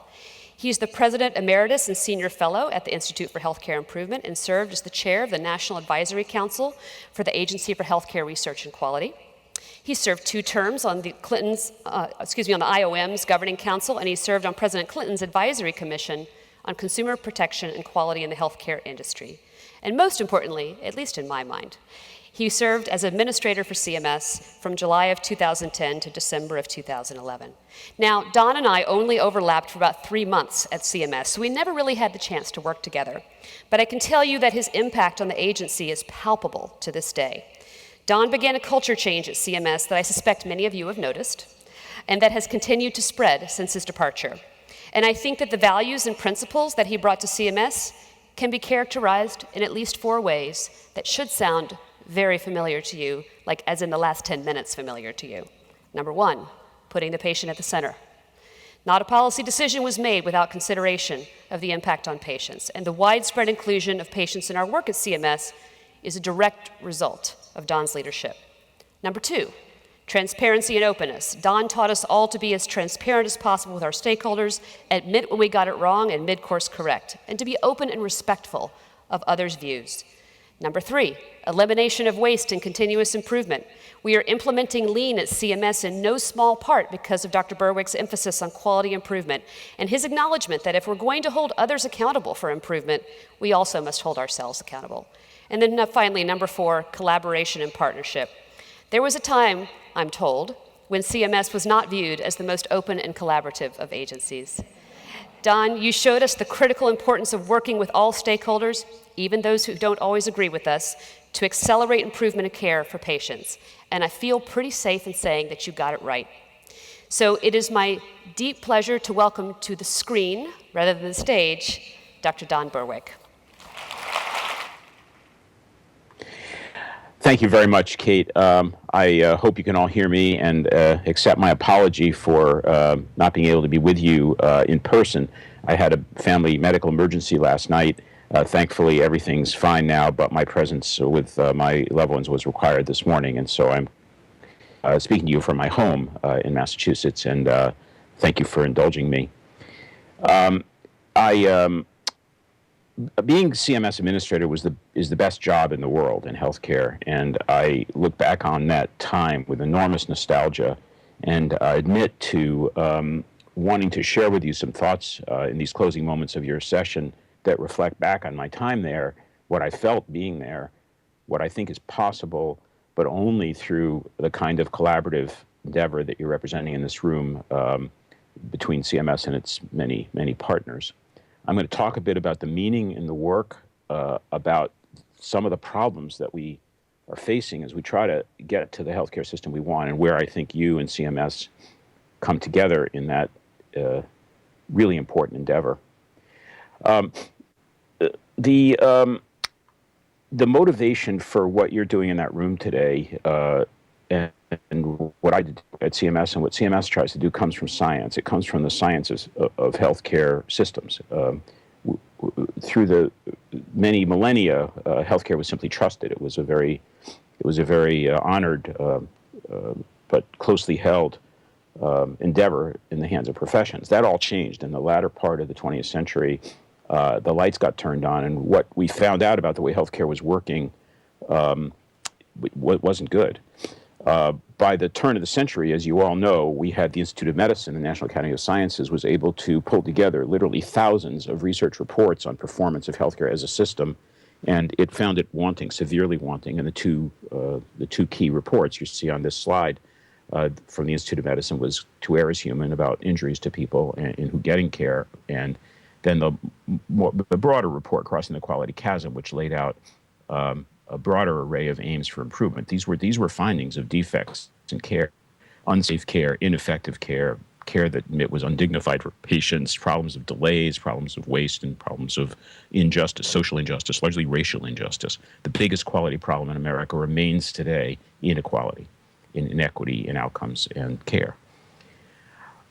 This array of concerns, which came together because of the science of systems, met another set of concerns in the latter part of the 20th century and right up until now, and that's cost, as the next slide makes the point very clearly. As you may know, I chose to run for governor of Massachusetts when I left CMS. I became so assured that good government can affect the well-being of people who are in great need that I wanted to remain, if I could possibly, in the public sector. I did not win, but I learned a lot. Can you put on the slide that says Massachusetts budget? So when you run for governor, you become very familiar with the state budget, and I did. And this is the Massachusetts state budget trajectory for 15 years, 2001 to 2015. And if you look at the fine print here, what you see is a bunch of lines that go down. Those reflect public sector investments in things like parks and recreation, down 25%. Public higher education down 30%, local aid in my state down 40%. There's only one line on this graph that goes up in 15 years, and that's healthcare, and it's gone up massively, 71% in 15 years. What you're looking at here is confiscation. Healthcare as an enterprise, independent of its defects internally, is playing an unhelpful role in the total landscape of social endeavor. This is the government's point of view, the ability of our governments to put money into helping people in other ways than healthcare, especially poor people, get threatened by this confiscation. That might be justified if we were spending all that money wisely. After all, healthcare is noble, but we aren't, and that's the waste level that Kate referred to that's now very well documented. I wrote a paper in the Journal of the American Medical Association in 2012 with Andy Hackbarth at RAND Corporation, and it basically estimates just in 6 categories of wasted effort, about 34%, a third of American healthcare money going down the drain. It doesn't help anybody at all. So not only do we have this series of gaps to close that the Institute of Medicine called out in terms of care, we have a problem in confiscation. And this affects people. When I was running for governor, I met a guy shown on the next slide. He's a kid. He's 20 years old. His name is George Sanchez. George lives in Holyoke, Massachusetts, which is a very poor city in Massachusetts. Its median income is 50% of the state's median income. And Georgie grew up in a very stressed family. He was one of 10 kids, a single-parent family. His mother ran away when he was an infant. His father raised 10 kids. And Georgie didn't make it. Can you go back to that slide of George, please? He got in trouble with the law. He was a juvenile offender, and by the age of 16, he committed armed robbery and was put in jail. I met him at age 20. He was out of jail about 6 months, and he's in a rehab program, a program called SSYI, Safe and Successful Youth Initiative. Georgie is getting help there. He's getting his high school diploma, vocational training, daycare for the child he's holding there, and other resources that's going to allow him a chance of getting back into society. The recidivism rate for Georgie Sanchez, unhelped, is 85%. That's 85% chance he goes back to prison. The recidivism rate in the program he's in, SSYI, is 15%. You can't find a drug that good in medicine. The problem here is that the budget, the year I was running for governor, the budget of the program Georgie was in was being cut in half. Why? Well, because healthcare was taking the money. Now, there are a lot of other subtleties to that, but if you want to look at the overall macroeconomics of it, it's problematic. We have international comparisons showing that this problem of cost is exceptional in the U.S. I'm sure many of you have seen this slide many times, but it's the OECD comparison of life expectancy and cost per capita among nations. And look at the United States. It's nowhere near the frontier of every other developed democracy.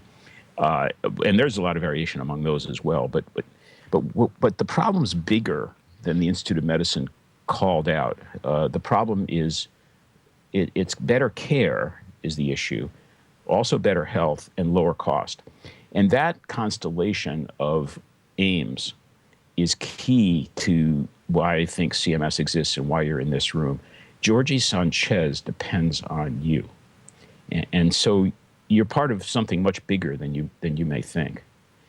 Now let's look at CMS as an organization. What does it take to orient CMS to save Georgie Sanchez's life? What does it take to restore safety and effectiveness and patient-centeredness and timeliness and effectiveness to the healthcare system? That's our shared enterprise. And that was my vision of CMS, a force for change. Now, change is crucial here. When I got offered the job to run CMS, originally by Senator Daschle, who was going to be HHS secretary, I said to Senator Daschle, you don't want me to run an insurance company. You don't want me to run CMS. I thought he was mistaken. He said, absolutely right, Don. I don't want you to run CMS. I want you to change CMS. And he meant this. He meant that healthcare is in trouble, and this is an agency, a force for change that needs to feel its oats and take on that job. Now, I know a lot about change. That's been my career, about changing organizations and large enterprises. And these are the elements that I think of and thought of the day I sat in that seat for the first time. Mission, clarifying why we're there. Vision, it's a self-image issue, is what Kate was talking about. Who are we? Can you just keep that slide on for a second? Values, which I'm going to come to in a minute, and then aligning with strategy. And the constant theme in my mind in the effort to change large systems came from my colleague Tom Nolan. The framing is will, ideas, and execution. We want to move a very big system like Dave Blumenthal was talking about. These three assets are essential and maybe sufficient. Will is the will to change. Ideas are the how you do it, and execution is the day-to-day work. So you start with mission.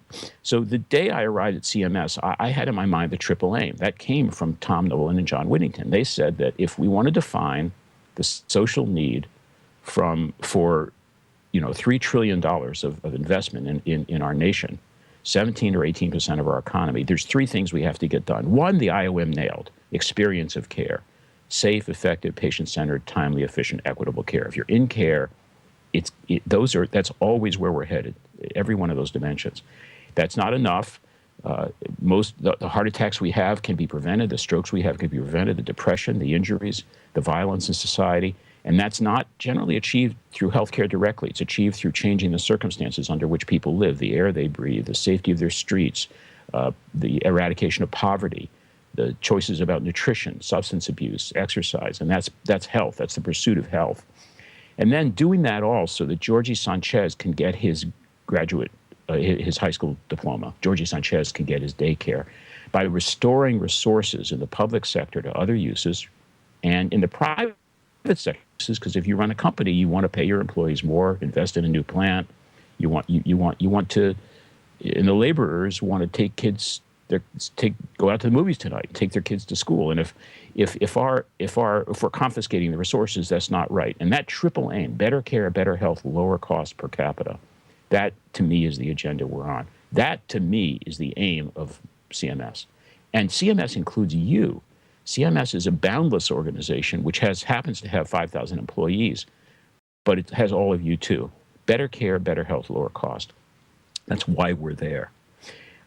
Hubert Humphrey, when he spoke at the dedication of the Humphrey Building, said this, which was then engraved in the atrium of the Humphrey Building. I saw it the first day I came to interview for the CMS administrator job, and I used it all the time when I was administrator. He said, the moral test of government is how that government treats those who are in the dawn of life, the children, those who are in the twilight of life, the elderly, and those who are in the shadows of life, the sick, the needy, and the handicapped, the disabled.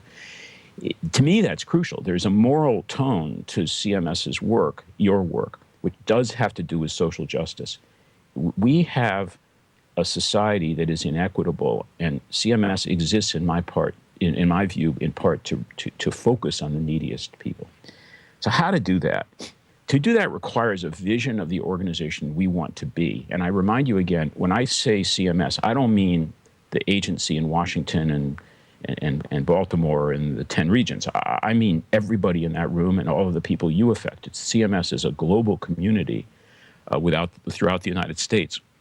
And this was my premise. This is what I brought to the reports in my office when I arrived, as a vision of the place we would have to be in order to make the change. A major force and a trustworthy partner for the continual improvement of health and healthcare for all Americans.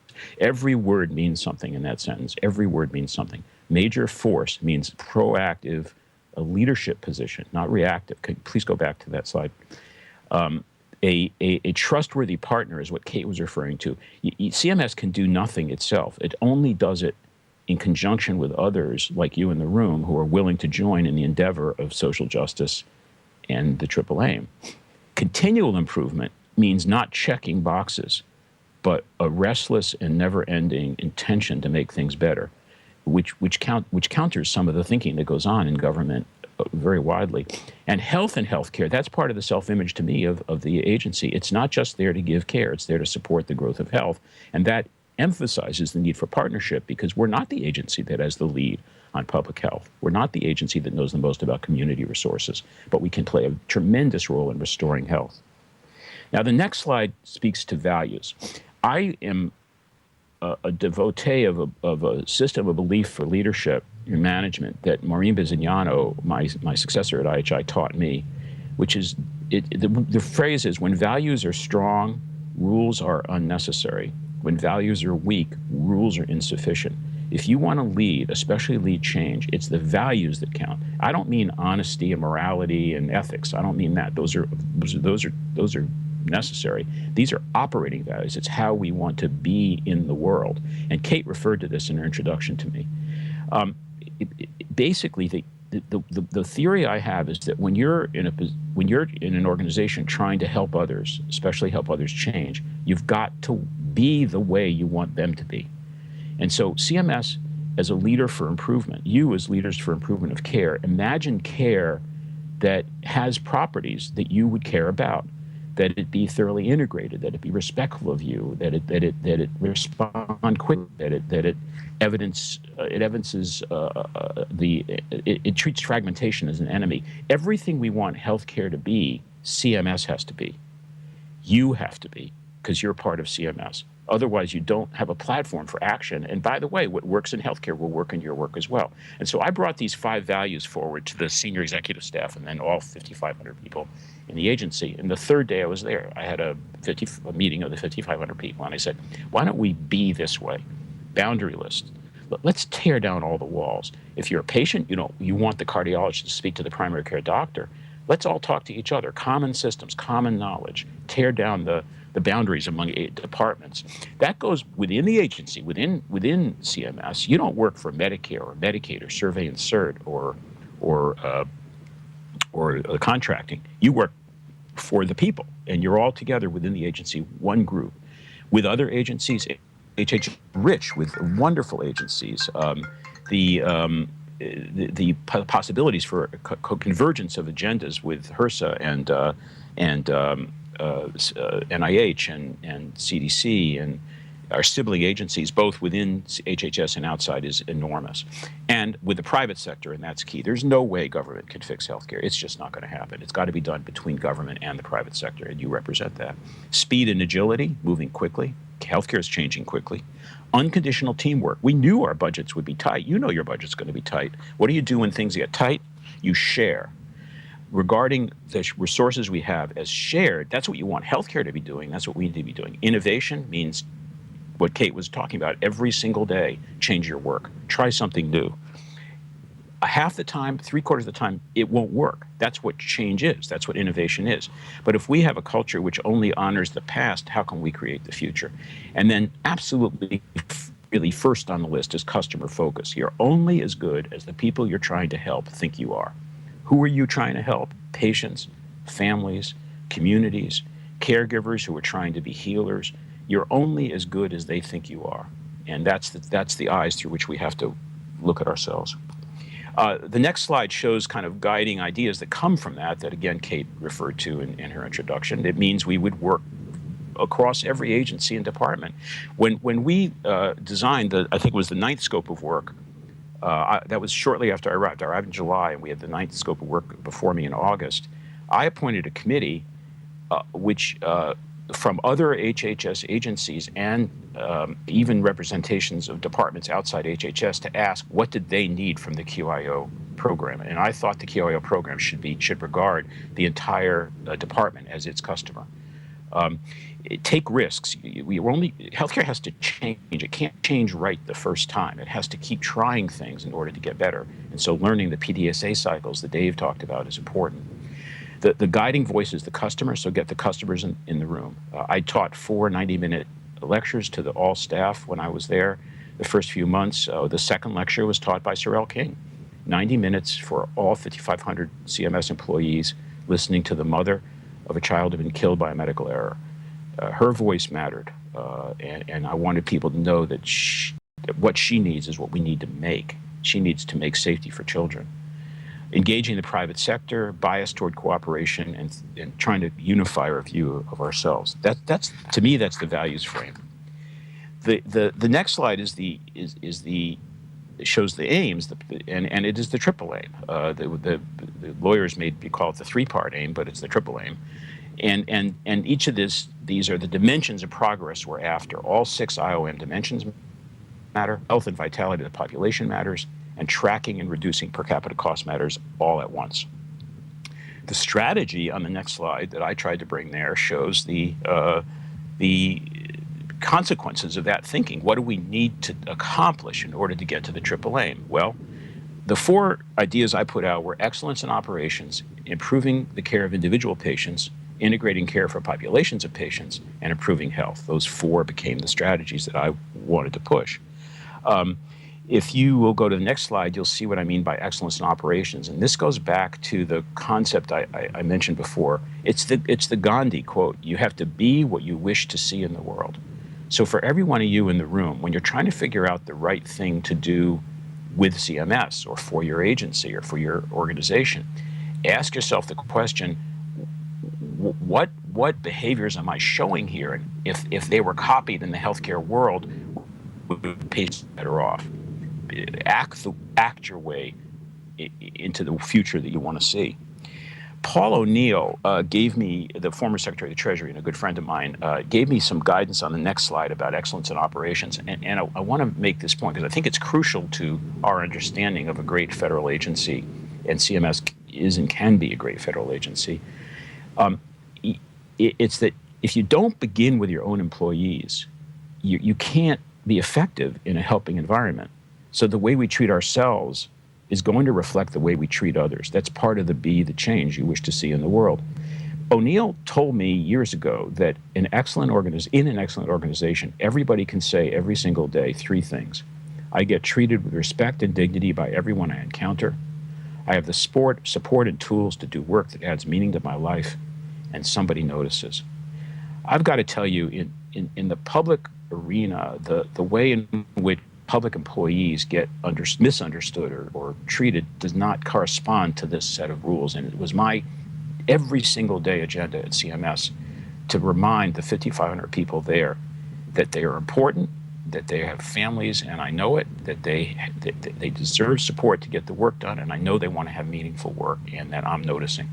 And I think if we adopt that in the work we do throughout the CMS family, you included, we're going to be closer to what we need. The next slide shows that we weren't there, by the way. And we had data from the 2008 Human Capital Survey that CMS was not an agency which was characterized by that sense of being valued and heard and listened to. And so my agenda internally became just as important as the agenda externally. And that's true in healthcare too today, by the way. We're not going to get the healthcare we need from a demoralized healthcare workforce. And our focus on joy in work and pride and a sense of being known and recognized in the healthcare workforce, the ones we reach out to, the doctors, the nurses, the managers, the pharmacists, the receptionists, we have a stake in their pride. And that, to me, is part of the agenda.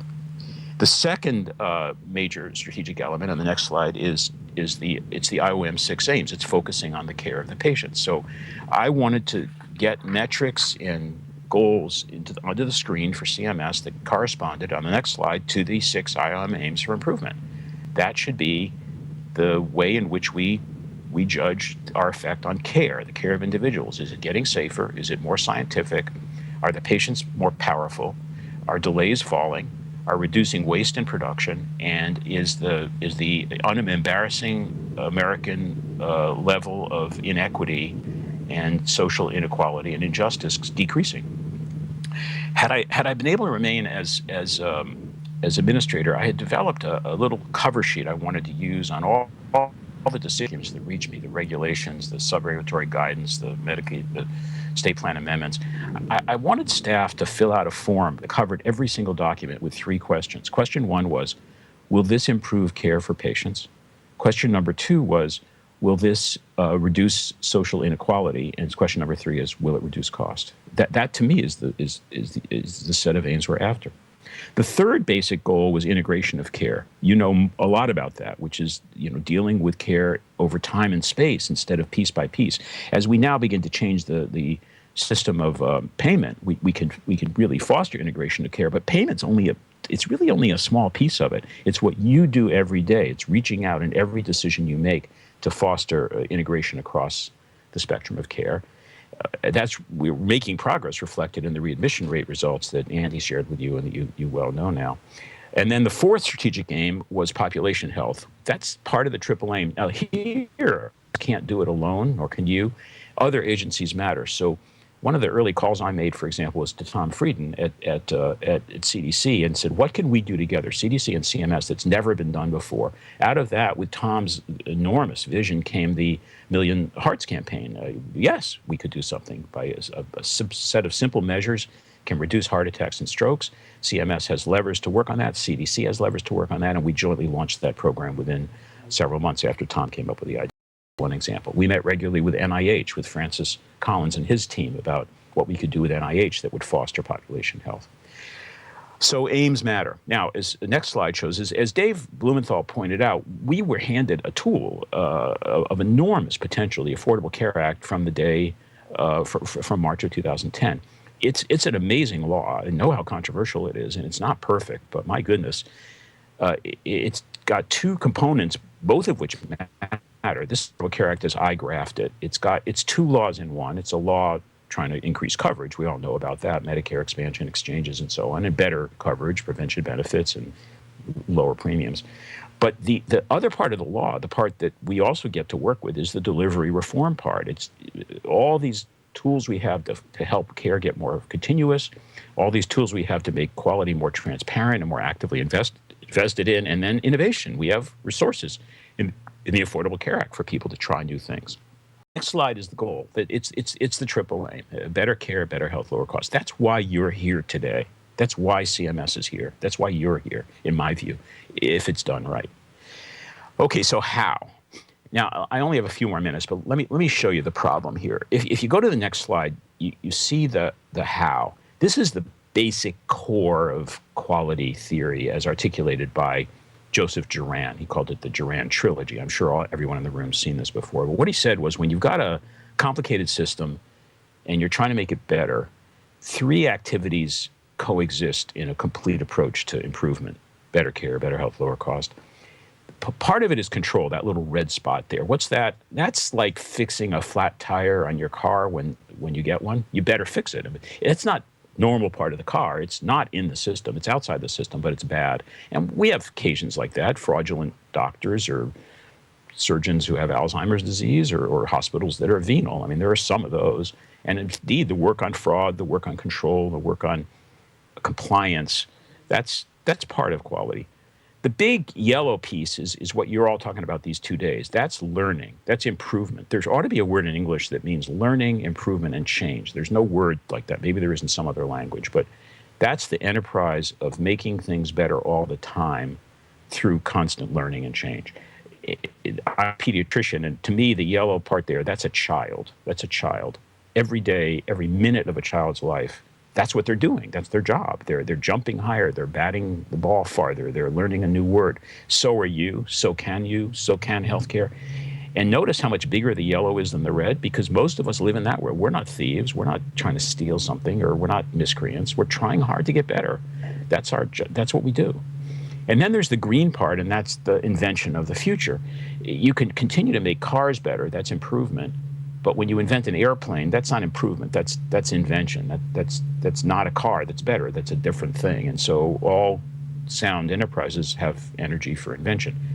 That triad, control, improvement, and invention, that's what we need to be doing. That's how any large system gets better. Now, the next slide shows the problem. This is how it is today. It's this enormous overinvestment in our societies and in healthcare in control, as if inspection and rewards and punishments and incentives and carrots and sticks hold the answer for the future. It doesn't. That's not how a child gets better. That's not how you learn to play the piano. That's not how anything gets better. You can't make things better through control. What you can do through control is control things. We're better than that. We're bigger than that. And the Juran trilogy, to me, is the framework for the kinds of work that we need to be sorting out in healthcare in all nations and supporting through our endeavors. Now, the potential in improvement and invention is phenomenal. The way it's achieved is through basic changes in the way we organize work. And the next slide shows the basic idea. Now, this slide comes from one of my current projects at IHI. I'm one of the leaders of something called the Leadership Alliance. It happens right now to be 40 organizations that are really trying to figure out what the new care looks like. The next slide shows the basic rules that they've come up with right now. These are 10 design rules that are being experimented with by the 40 organizations. It's a reveal slide, so we'll go one click at a time. The first rule is change the balance of power. Much more co-production, involvement with patients and families and communities in control of and shaping of care, shared decision-making, co-design. The second is standardization, but not over-standardization. It's standardization of just the things that make sense. When it should be the same every time, let's do it the same every time. But the third rule is customization to individuals. This is what great organizations do. They ask, how would you like it? What's your way to do it? And they have the capacity to focus on that.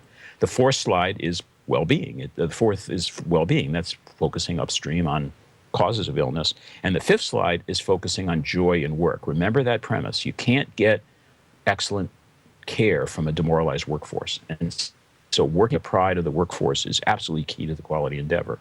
The sixth element is, we call it make it easy. Take away barriers, don't add costs. That's lean production, lean thinking. Make it constantly easier for the workers and the patients.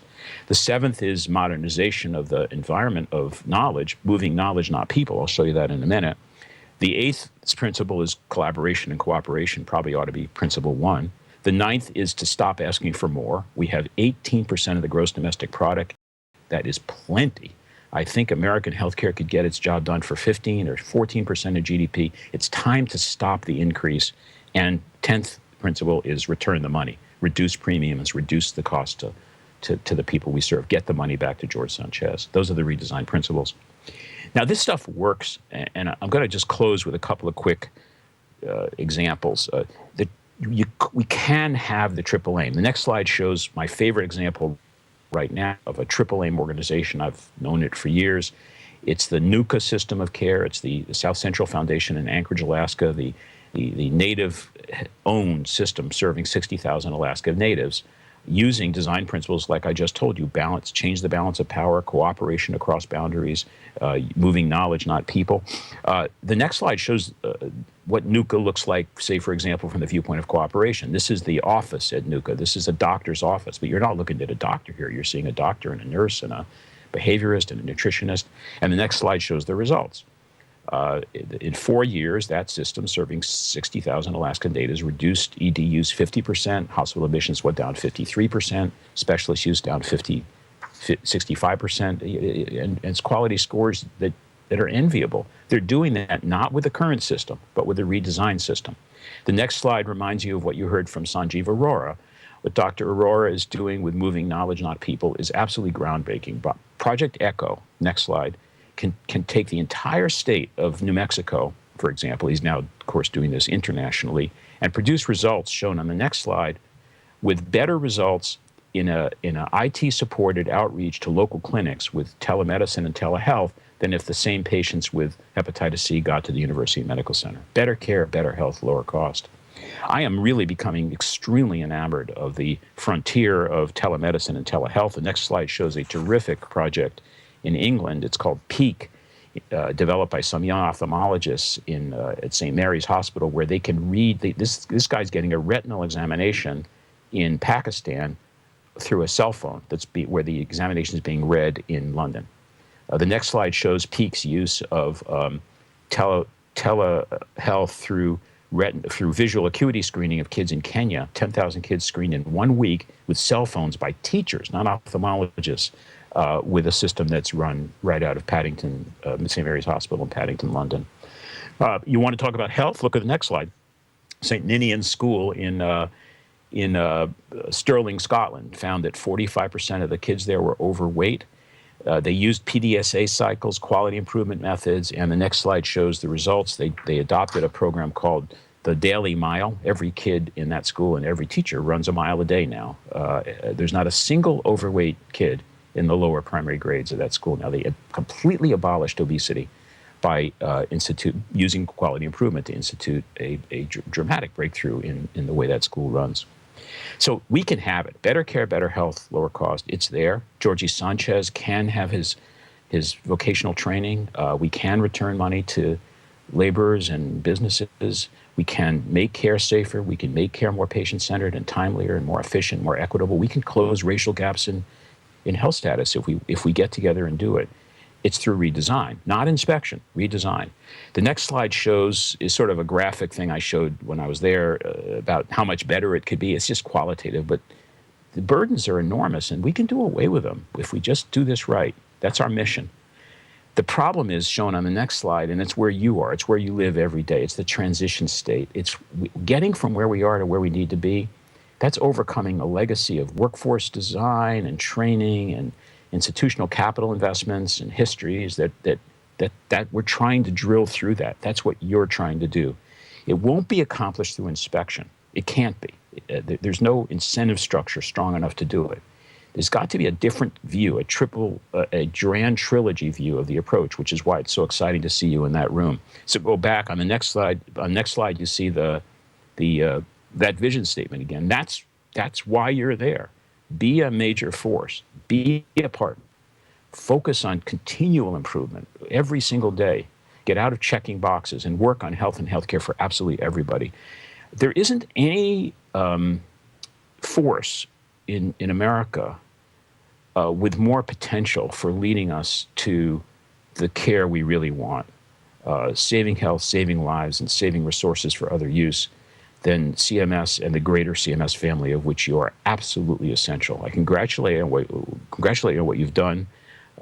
You've just been incredible in what you've been able to accomplish, and I honor what you've done.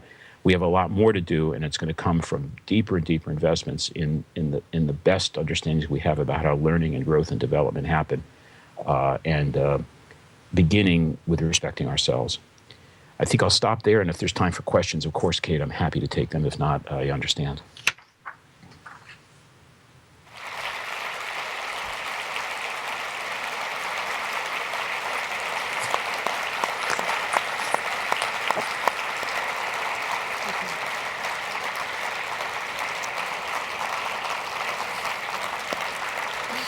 Thank you. Thank you, Don. As always, that was absolutely wonderful. You held the attention of the room for the last 40 minutes. Lots of nodding heads that I saw. You certainly made me, and I'm sure others, feel wonderful about being a part of CMS, whether we work directly for CMS or are some of the network partners and contractors. We do have time for some questions, so I think we have our microphone runners. So let's see if we have questions for Dr. Berwick. While we are waiting, I'm going to start with one since I do have the microphone. So this question actually comes from a conversation I was having with Jean Moody Williams this morning. We were sort of reflecting back on the last couple of days. And we were thinking about how, we have all of these partners here today and this week doing the QI work that we've all been talking about. And then we also have our Healthcare Payment and Learning Action Network, which is really focused on working with the private sector to align payment strategies. And we were thinking about, how we can maybe better make connections between the public and private sector that's working on payment reform and then the public and private sector that we have here at the Quality Conference working on quality improvement. And I guess my question for you is, should we, or how do we connect these two networks? Because it feels like right now there are maybe not as tight linkages as there could be. So I'd love to get your reflections on that. Oh, thanks. I'm happy to. I'll tell you, what I would do is all about conversation. I would co-locate the next meeting of the two enterprises, have them at the same site and the same days, with shared sessions. And I think the topic on the table would be the bilateral customer-supplier relationship. That is, the quality improvement forces get to sit in a room with the people that are trying to do adjustments in payment and contingency to explain what they need. It's the requests and promises that you've used as a vocabulary in this meeting. We could do this so much better if you would do X. And the reverse conversation also, which is the people that pay the bills get to say to the improvement people, it would really help us a lot if you X'd. We've created these two worlds of building contingencies and trying to work on learning without having dialogue. So I think dialogue's everything. I don't personally believe, and this, of course, distinguishes me from a lot of others, that adjustments of payment are the real secret. They're just the beginning. And the work on improvement to me is far more important. But I think there can be toxicities in payment that the improvement forces can point out to the payers and say, look at what this payment's doing to our ability to build teams, or to allow patients to be more powerful, or to use telemedicine or telehealth. And that's one other idea. I would personally like to see a set of goals around some of those innovations I showed you. Let's take moving knowledge, not people. What about a two-year enterprise shared between the improvement forces and the payment forces to bring telemedicine and telehealth into its full new blossoming of maturity, finding out where we can actually get help to people without the people having to move? That should reduce costs, and I think that'd be a great experimental trial. Thank you. That's terrific. We have at least two questions. One right over here. Thank you. My name is Bill O'Byrne. I'm with the New Jersey Regional Extension Center and now with the PTN in New Jersey. Dr. Berwick, a few years ago, you wrote an excellent article on health literacy, joined with some of your colleagues. And, yes. And I'm wondering if there's been any progress, favorable progress, along the lines of health literacy with the general population. And secondly, whether we could use technology to advance that undertaking. I think there's probably been some progress, but by no means enough. Yes, we could use technology.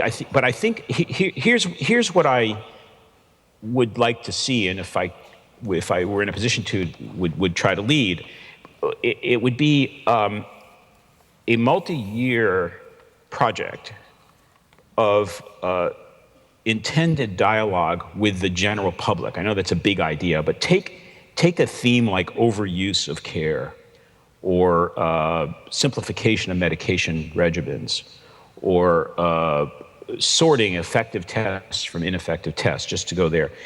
What would happen if there were a consortium, and it would be CMS, private sector forces, you all in your various roles, QIOs and others, but also leaders in education, leaders in media, leaders in the trade associations, the AMA, the AHA, and so on, got together and said, let's spend 3 years on a theme of development of a dialogue with the public about a really important set of improvements that they don't realize they could have that would have lower costs and higher quality. Of course, the most important of these is probably end-of-life care.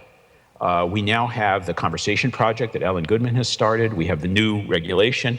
Why don't we have a national endeavor now to invite mature conversations with the public about their expectations and needs? That, to me, health literacy is it should be a process endeavor that's highly collaborative with the best knowledge we have and the most respectful conversations with the public over a considered period of time.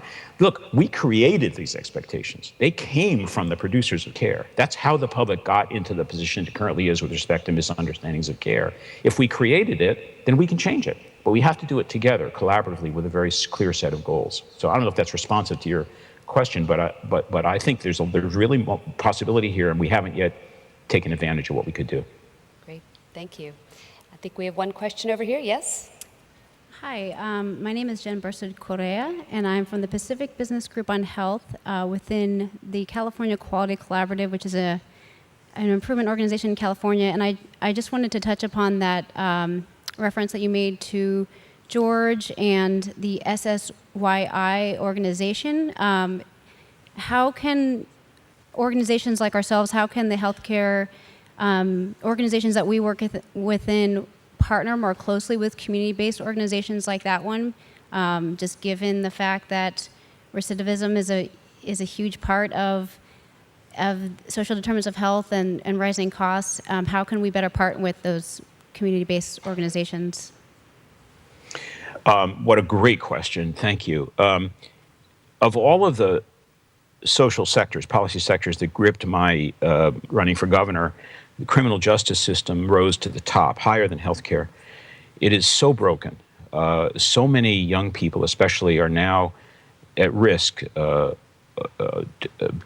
Too much use of jails as the option instead of interception of trouble. Inappropriate management of people who are incarcerated, and terrible processes of reentry of citizens back into the world. That's where George is. I think it needs to be fixed. Now, I have thought a lot about whether healthcare and healthcare leaders could play a role there, and I really do think they can. And I think your question's terrific. What you're going to find if you check in your community, there are in the civil sector society agencies like SSYI or UTEC in Lowell or Cure Violence in Chicago. Every community is going to have some group of people that are working hard on keeping people from having to go to jail, helping them if they are incarcerated, and getting back into society. And it is a health issue. It's a mental health, behavioral health issue as much as anything. 85% of people in some prisons have substance abuse or a mental health problem. So I would love to see communities pulled together. Maybe the QIOs could do something here if CMS would let them, to reach out to this area of criminal justice and see what can we do from a health perspective to boost up the options, the alternatives to prison. And remember, these are people of color and people who are poor. They're much more likely to be in prison, and this is a very important social justice agenda. I would like nothing more than to see that become a high priority. And you're absolutely right. Lives would be saved and costs would fall, social costs would fall, both from the consequences of mental health and substance abuse and from the consequences of incarceration itself, which is an incredibly expensive way to maintain inequality. I think we have time for one more question right back here. Dr. Berwick, thank you. Panayir Karis from the Care Transformation Collaborative and Rhode Island Quality Institute. But thanks as always, for really insightful comments. The focus was around joy in work, and we've been working with patient-centered medical home and primary care transformation, and we are hearing always that they're just burning out, as been talked about, electronic health record burden and all of the other pieces. And I just wonder what your thoughts are. I know you really pointed out that we're in that transition phase, which is the hardest part of change. And I just wonder what you would suggest we do with working with the private insurers and CMS and the practices to reduce that burden, because team-based care is helping, but they're going back home at night working on the EHR to finish up the notes that didn't get finished that day. So I'd love your thoughts on that. Thank you. Yeah, a couple of ideas. The first is, I'm getting a lot of feedback on my mic, by the way. The first is your behavior. That Paul O'Neill's rules, getting treated with respect and dignity, having the tools to add meaning, do the work that adds meaning in my life, and noticing that you can do that in your behavior. It's whether you thank people. It's whether just when you walk in the room, your attitude is, I know it's hard, you are great, and we're going to get this solved together. We need to get civility into the conversation, and carrots and sticks and accountability language and rewards and punishment, that's not civil. That's not civil. So monitor your behavior. Second, learn about joy. There's some really interesting research going on now. We do have the Mayo Clinic proceedings just a day or two ago had a survey, a very disturbing survey of physicians around burnout. But at Mayo Clinic, Dr. Steve Swenson has been doing terrific work understanding the modern views of what creates joy and pride in work. And I think that you could have a session at the next Quality Congress, a half day on joy. And what it is that gives people satisfaction work, and understand them, what processes you could possibly engage in that would change that. More formally, I don't know if you could ever sell this, but I would love to see CMS add growth of professional joy to the next scope of work, and begin to get some processes going in which we really help the workforce to rediscover its vitality. The other thing you can do is simpler, but it's stop hassling. Really, really inspect your processes as QIOs. If I can talk to you, yeah, I know you got a scope of work. I know you have a contract, but where could you just make it easier? Even, let me say this very carefully, even if you have to get a little close to the edge of breaking a rule. But if you regard your job as making things easier for patients and doctors and nurses and pharmacists to do their work, and constantly have that on your screen, you could begin to remove waste right at the start from changing your habits and some of your administrative rules and others. And I'd encourage you to do that, and then tell people you're doing it. And ask them for ideas. Go into the places you're serving and say, what are 3 things we do that make it really harder for you that you would like us to change? And just begin to inventory that. Those are some ideas. Great. Thank you. Right. So, Don, we need you to stay on the line for just a little bit longer. I want to call 3 people up to the stage. Malik Joshi, who's the Associate Executive Vice President at the American Hospital Association and President of the Health Research and Educational Trust. Don Fitzgerald, who's the CEO of QSource and President of AHQA. And Carol Wagner, who is the Senior Vice President at Washington State Hospital Association. So let me bring you all up to the stage. Thanks. Thank you very much, Don. It's always great to be with you. And we're going to flip a little bit. Your last slide said thank you for what you do. And we want to take the opportunity to say thank you, Don, for your leadership and all that you do.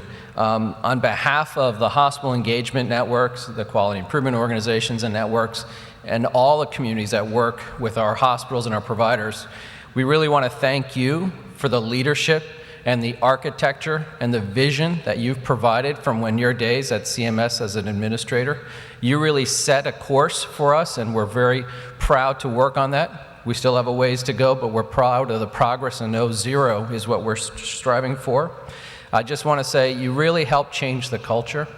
You changed it from these being programs to causes, from us being contractors to partners, from patient-family engagement, authentic patient-family engagement being a a nicety to a necessity in terms of what we do, and really changing the conversation from not just why and how, but in action, and let's do it now. So we just want to say, Don, on behalf of the American Hospital Association and the Hospital Engagement Networks and the Partnership for Patients, thank you. I'll turn over to Dawn.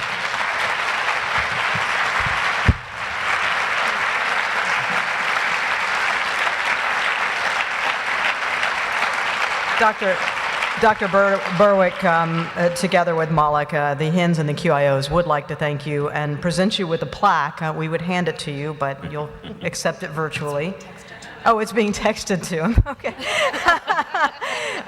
It's in recognition of your efforts to make healthcare safer. The results of your vision are staggering. We've seen data even yesterday, but 2.1 million fewer harms, 87,000 lives saved, $19.8 billion in costs averted.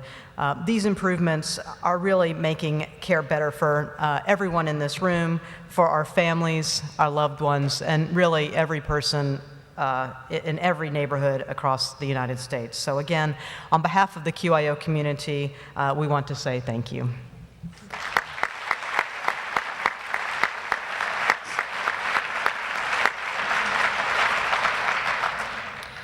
Don, this is Carol Wagner, and I'd just like to remind everyone of some of Don's so profound words. Some is not a number, soon is not a time. Don, we all commit to you in this room to continued action so that in 5 years, these tremendous results that we celebrate here today will pale in comparison to where we have evolved and what we have achieved. Albert Einstein said, "The true sign of intelligence is not knowledge, but it's imagination." Learn from yesterday, live for today, and hope for tomorrow. The important thing is to not stop questioning. Will you all please stand and let's thank Dr. Donald Berwick.